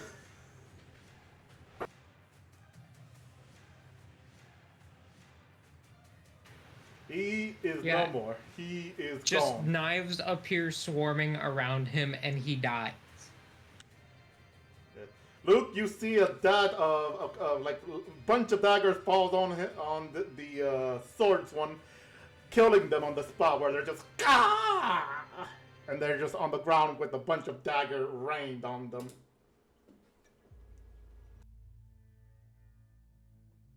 Once he's dead, I'm just gonna like yell out towards Luke. Are you okay?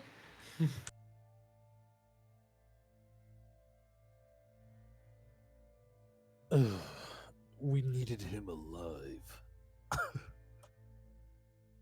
Oh.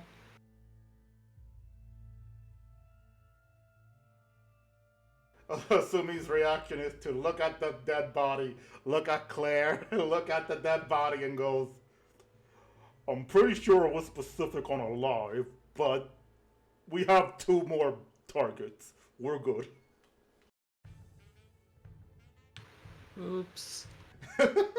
Anything else you would like to do? Nah, that's my turn. All right. With that is the raider leader who is going to disengage. His speed is halved, just so you remember. Sorry, what was that? His speed is halved, just so you remember. Oh, that's right. You told me his speed is half. So, yeah, it took me a while to hear that for some reason. So let's see. He was a 30, even if he dashed. Yeah, no. So I'll just keep it. No, sir. All right, got it. So right around there.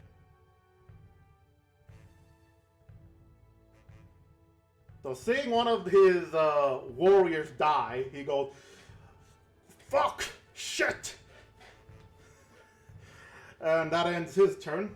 Assuming it's you, what would you like to do? He is still mine. Well, he typed it, but I see he removed it. Oh no, you accidentally removed it. Okay, just can you like? Okay, you did. Okay, cool. All right, let's see.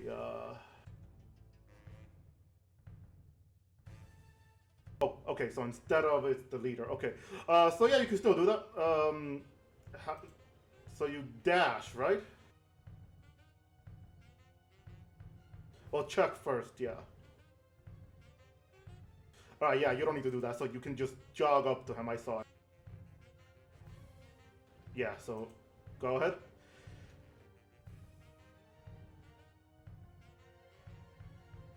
All right. All right, just want to make sure you can move. All right, so yeah, so you can do that. So he's gonna go on ahead. He said he's gonna go on ahead and was supposed to tackle one of them, but he's gonna go on ahead and tackle the leader. So I need you to. God, it's been a while since we did tackle. What was it again? I think it's your athletic versus my acrobatic. So you go ahead and roll athletic. I'll roll for his acrobatic.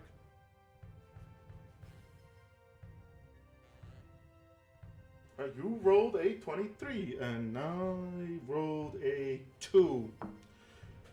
So, you tackled him to the ground. You see him running, or limping is a better word for it. You see him limping, and as he turns to see his dead comrade, he turns back to see you just charging at him like a lunatic and tackle him to the ground, where you have him grappled, which he is now grappled.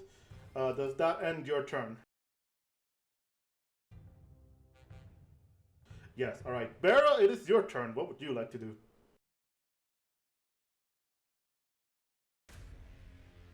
So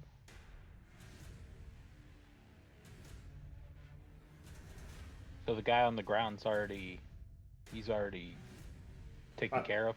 The one, yeah. So the one that Asumi got in front of, behind of, is tackled. The one in front of Luke made the mistake of being near Luke and died. So the only one left that is still running is the one that is near Thimble, all the way over there. Okay, since I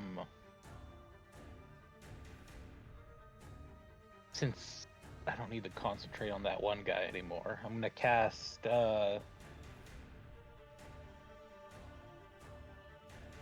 Fire Sphere. A 5-foot diameter sphere appears in a place I choose. So if they move next to it, they will have to do a save. So I'd like to put a sphere in his path to get away. Which way? Hold on. Yeah, just pick a location, tell me where the spear is, and then yeah. Like right here.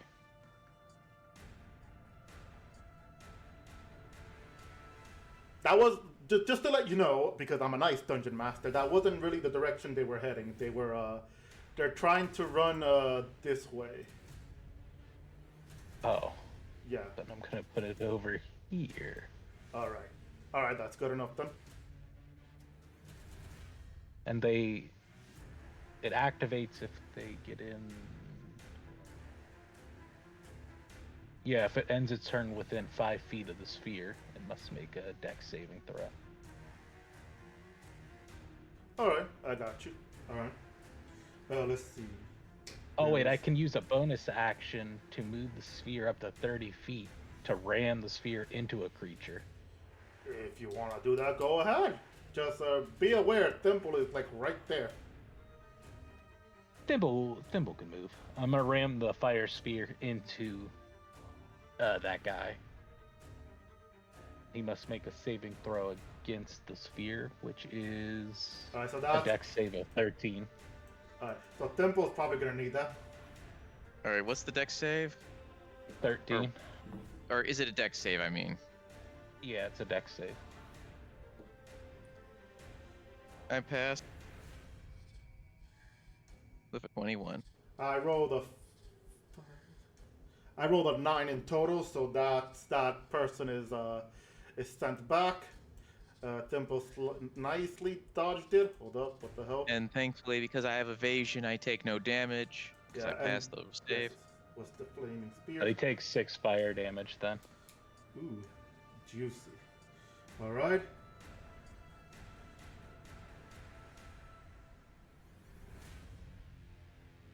All right, so And then it. Yeah. yeah. Oh, sorry. What else is there? No, that's it. That's it. All right. Luke, it is your turn then, and you see Sumi having tackled the leader.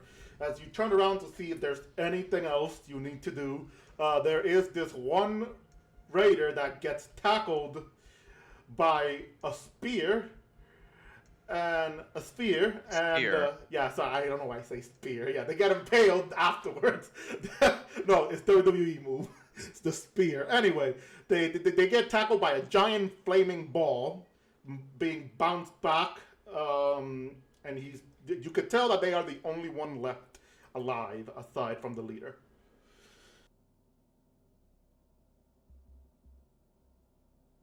So yeah, Luke, what would you like to do now? Well, the sphere's just next to the dude, right? Like, I'm not gonna run into the sphere itself if I were to go near him. If you end your turn within 5 feet of it, you have to make the save. Oh no! All right, well that's fine. Oh,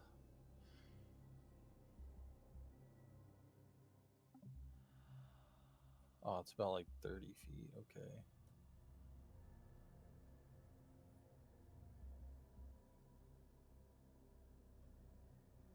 Luke is going to run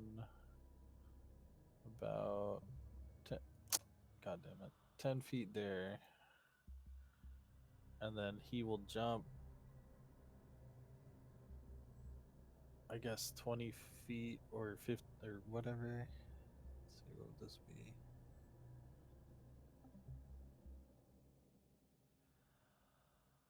I mean, the idea would be like, I'm gonna try to like jump into him or tackle him that way. But yeah. All right.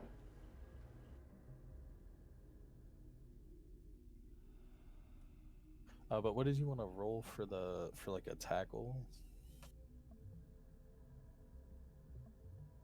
I mean, you're still attacking him, so it would be normal hit chance die. Uh, so yeah, like he's in combat still technically because he hasn't left the whole thing. Bollocks. All right. 11. That is a miss. But we're still gonna try to grapple him anyway. Again. All right. Just want to grapple, then that's your. Well, you start attacking him. Oh, that is a hit.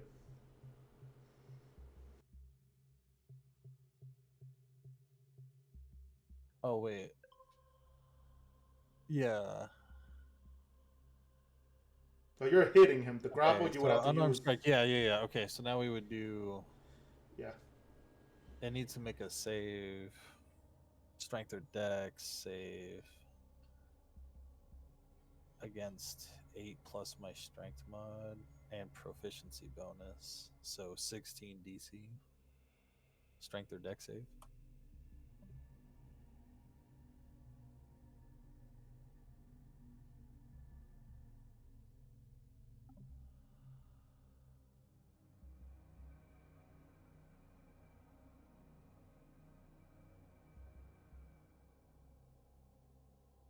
Am I still here? Hello? Yeah, hello. Yeah, you're still here. Yeah, sorry. My audio disconnected and then my computer kind of did a weird freeze thing. Luckily, my stream wasn't affected. So what was it that you said? I need a DC strength or dex save for the grapple. Oh, alright, yeah, got you.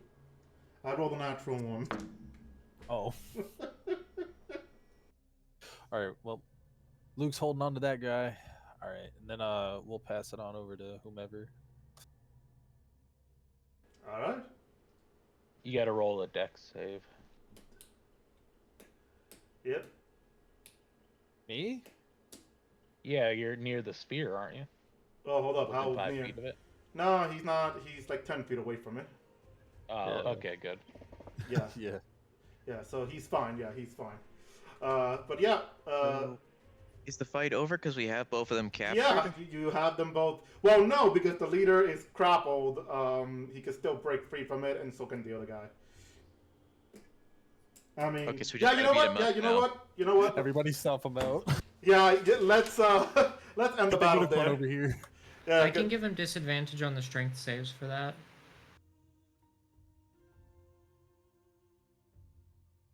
Sorry, I had to eat an apple real quick. Real quick. But yeah, we'll end the combat here because their HP is really low, so it really doesn't matter even if they continue. Strange emergency to have. Sure.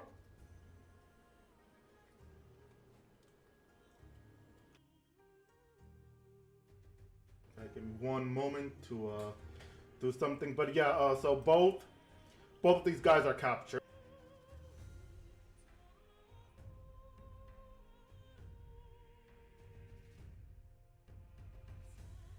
You guys want to say anything? I mean, all right, I'm gonna walk over to the guy that Luke has grappled, and I'm gonna kick more snow in his eyes. Oh, why? Why? What did I do to you? A lot of things, asshole. I meant recently. Yeah, you kept dodging my attacks, asshole. I kicked more snow in his eyes. Semantics!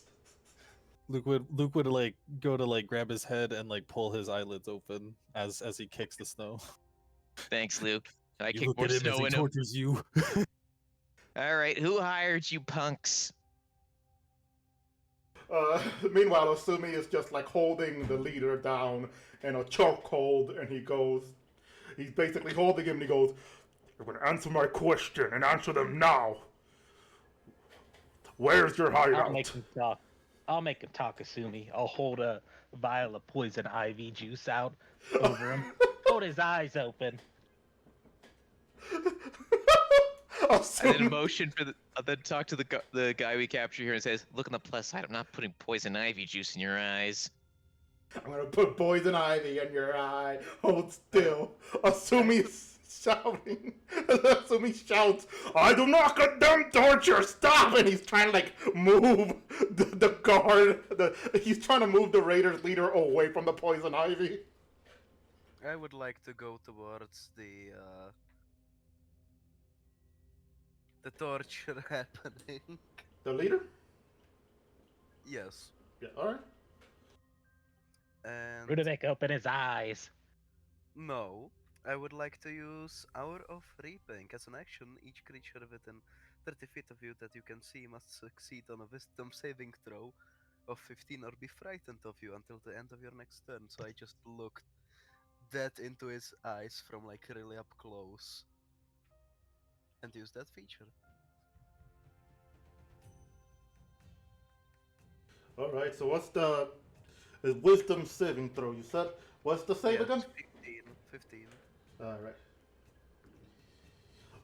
Man, today is not my day. I rolled a natural one. Well, then he is frightened.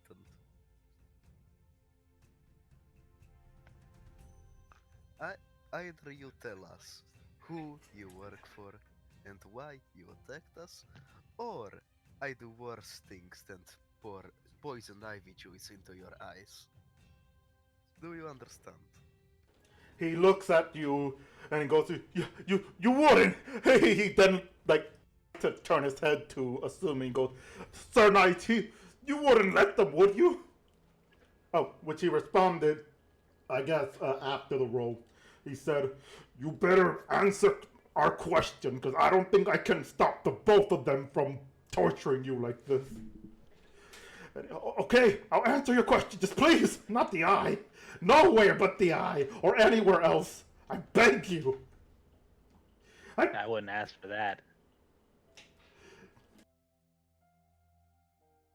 Start talking or I pull your pants down and she is gonna pour it on your balls. Alright. What was the question again? Where's my hideout? We don't have one. We're just Who do roaming you work raiders. for, and why did you attack us? We're raiders. It's obvious. We want supplies. Ever since you, Sir Dominus, kicked us out of the city or deemed us too dangerous, a lot of us have been trying to survive.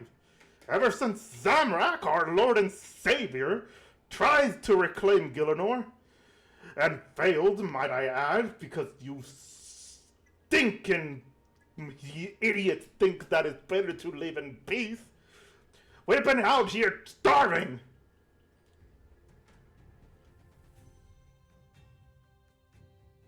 Asumi responds with, you do understand Folador accepts you guys nonetheless. All you have to do is turn yourself in. It is better to spend a night in prison with free food than freezing out here. Plus, you encounter the wrong people at the wrong time. Yeah, I could tell. He's like choking a bit. He's like, I can tell. Look, we don't have any specific hideout. We're just roaming raiders, I swear. Yeah, assuming you could roll for insight check to see if he's lying. You have advantage since, he's frightened. May I as well, cause not having a hideout is kinda stupid. Oh my god. He rolled both natural one! Could you answer my He question dies. of, can I roll insight as well? Because not having a hideout is... Yeah, you could do it. I'm sorry, I'm laughing too hard at that double natural one there. 26. Alright. Assuming you believe him because of the kindness of your heart. Rudovik, on the other hand, you could tell that he just wants to escape you. He's too scared, and he doesn't want you or anybody to find his comrades. So you know he's lying. At least he's lying about not having a specific location to go back to. I know you are lying. So I guess, Bera, give me the bottle. And I just grab it from her hands and open it. Go for it. Pour it on him. No, wait, I said, fuck, okay, please, no, fuck, it's on the wilderness, it's right on the border of the wilderness, near Edgeville, near White, I'm sorry, is it Look at it on Ascarnia? Luke. Is it Ascarnia Mountain? The snow place? Ascarnia Snow Mountain, Steve? Just called the Ice Mountain. But I could have swore the entire name was the Scarnia Ice Mountain. That was somewhere else. Never mind. Yeah, that was the first book. It's like near the Ice Mountain. It's right close to Edgeville, north of the Edgeville Monastery. It's right there. I swear, there's a camp with several of us there. That's where we hoard our food and pick up anybody who was kicked out of the city for being Zamarakian, openly. Alright. I take out the rope and try to tie him up. You are gonna, let's just say, come with us. As you tie him up, Sumi says he lets him go, hearing you say that you tie him up. I assume that hurts. And he's tied up, like from his torso, all tied up. Meanwhile, Thimble, Luke, and Clara, you see Luke holding on to this man, grappled, having him grappled. So what do you guys do to that other captured individual? I just run over and I'm like, do you need me to make him any lighter, or are you okay? You seem like you're fine because you're really strong, but if you need me to make him a little lighter, I can.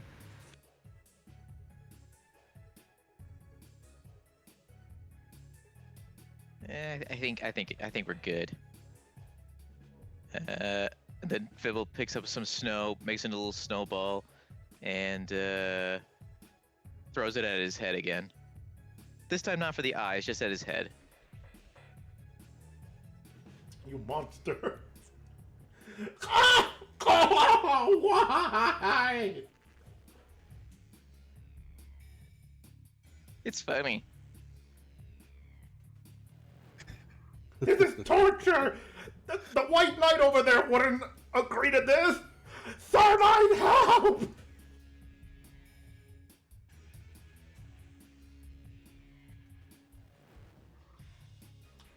Anybody can respond while Asumi is typing, by the way.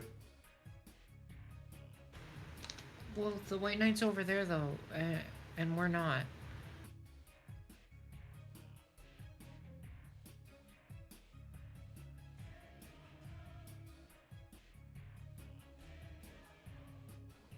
Yeah, well, he's gonna come here and help me!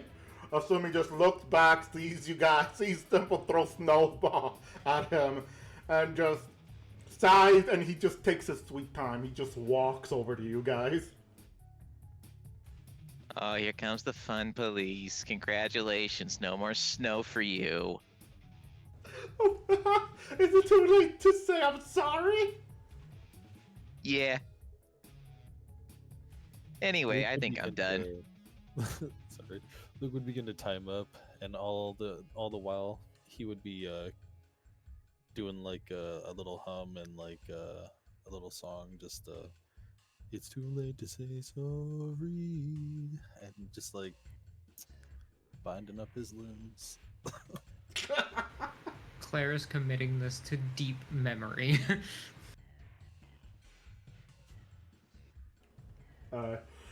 Asumi finally arrives and he goes, so, what's going on? Why is he calling for help? He's begging for help because I keep throwing snowballs at him and kicking snow in his face. Isn't that a form of torture, so Knight? Asumi responds with, I didn't see it happen, so I don't have to do anything. I mean, to be fair though, like, it's snow, man.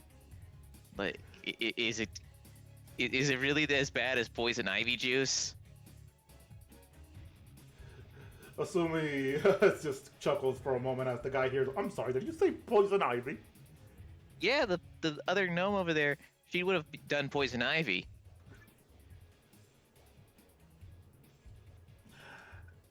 I feel bad for our leader, but at the same time, I'm glad that I'm not I'm not near her. So I'm not grateful, but Yeah, just be glad you don't have to deal with the poison ivy user. yeah, I'm just happy. Yes, I'm very happy. But fuck you, and Zamrak will fucking burn you alive. Well, That's very rude. yeah. But also, secondly, he has to get to me first. And last I checked, he's busy dealing with the big blue guy. Asumi goes, alright, we have information from the leader. They have a camp near Edgeville and Edgeville Monastery, just north of it near Ice Mountain. Suppose, wow, supposedly that's where they heard every food and supplies they raid from.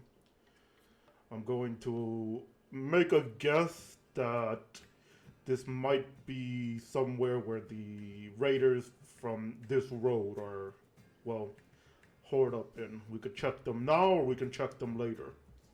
I mean, I think we should probably just send a message to Falador so they can take a look into it. We kind of need to get to the Tree Gnome Stronghold.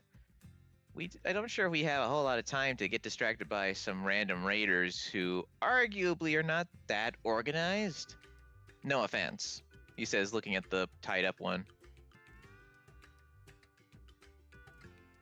The tied up one is just like, you're right. Like, you're right. Fuck you, though. So, you know. Go ahead, Claire. Did the wizard get away, or was the wizard murdered?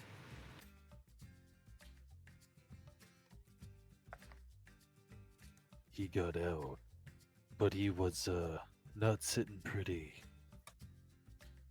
That's unfortunate. I kind of wanted to take his spell block.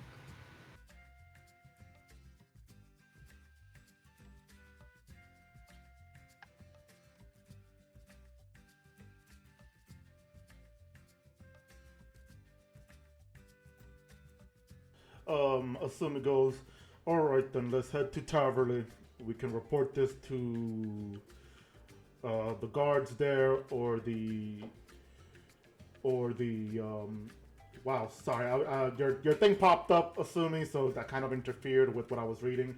But we're ending it soon. I know we're a little late, but we're ending it soon, I promise. But Asumi goes, we can report it to the druids there, or maybe even a Berthorpe guard nearby, and let them know that we capture some raiders.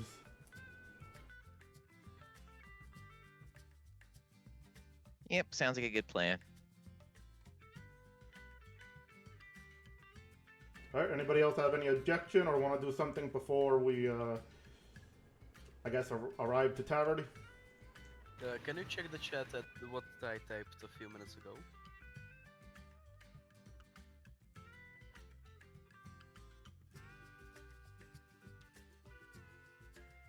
Let me see.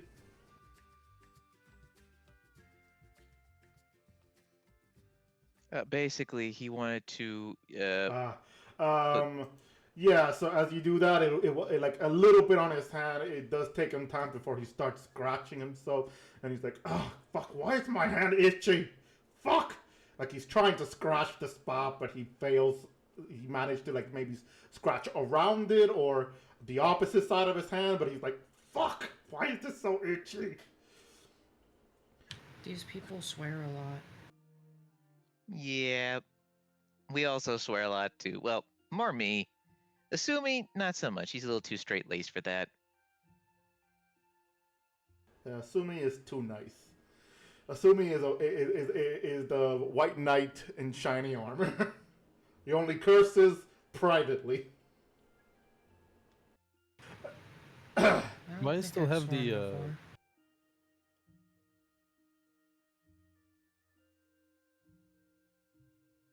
Sorry, what? Sorry, it's fine. I was gonna say, so you guys put them on the wagon with you, as Asumi calls his unicorn and mounts back on it. You guys ride back to the road towards Taverley. About 2 hours in, you will see the gate of Taverley there with a few guards just looking at you, and Berthorpe guards looking down and just calling out for the gate to be open. And as you enter, you see the city of the druids, or the town of the druids, right there. And that's where we will be ending our session for today. Woo! There we go. We're finally done. It's been a while, it's been late, so I know there's a lot of mistake I made in my stream, and again, it's been a while since I was a dungeon master. But yes, this is the end of our session here. Thank you all so much for watching, and thank you guys so much for participating. I know one of you were late because you were sleepy. It's fine. My bad. You're fine. You're fine. Your only punishment is that you didn't get to eat the cookies with the group. No cookies for Luke. Yep. Suffer. And it was Steve's famous cookie. It would have been Ooh, delicious. Steve! Anyway, so yeah. Let's see. No, I think you guys are fine now. Anyway, thank you guys so much for watching at home. See you next week, and probably see you tomorrow. I might be active. I might have time tomorrow to play just a RuneScape game. Dragon Ball, the regular one. Anyway, goodbye. Bye, everybody. See ya. Bye bye. Peace.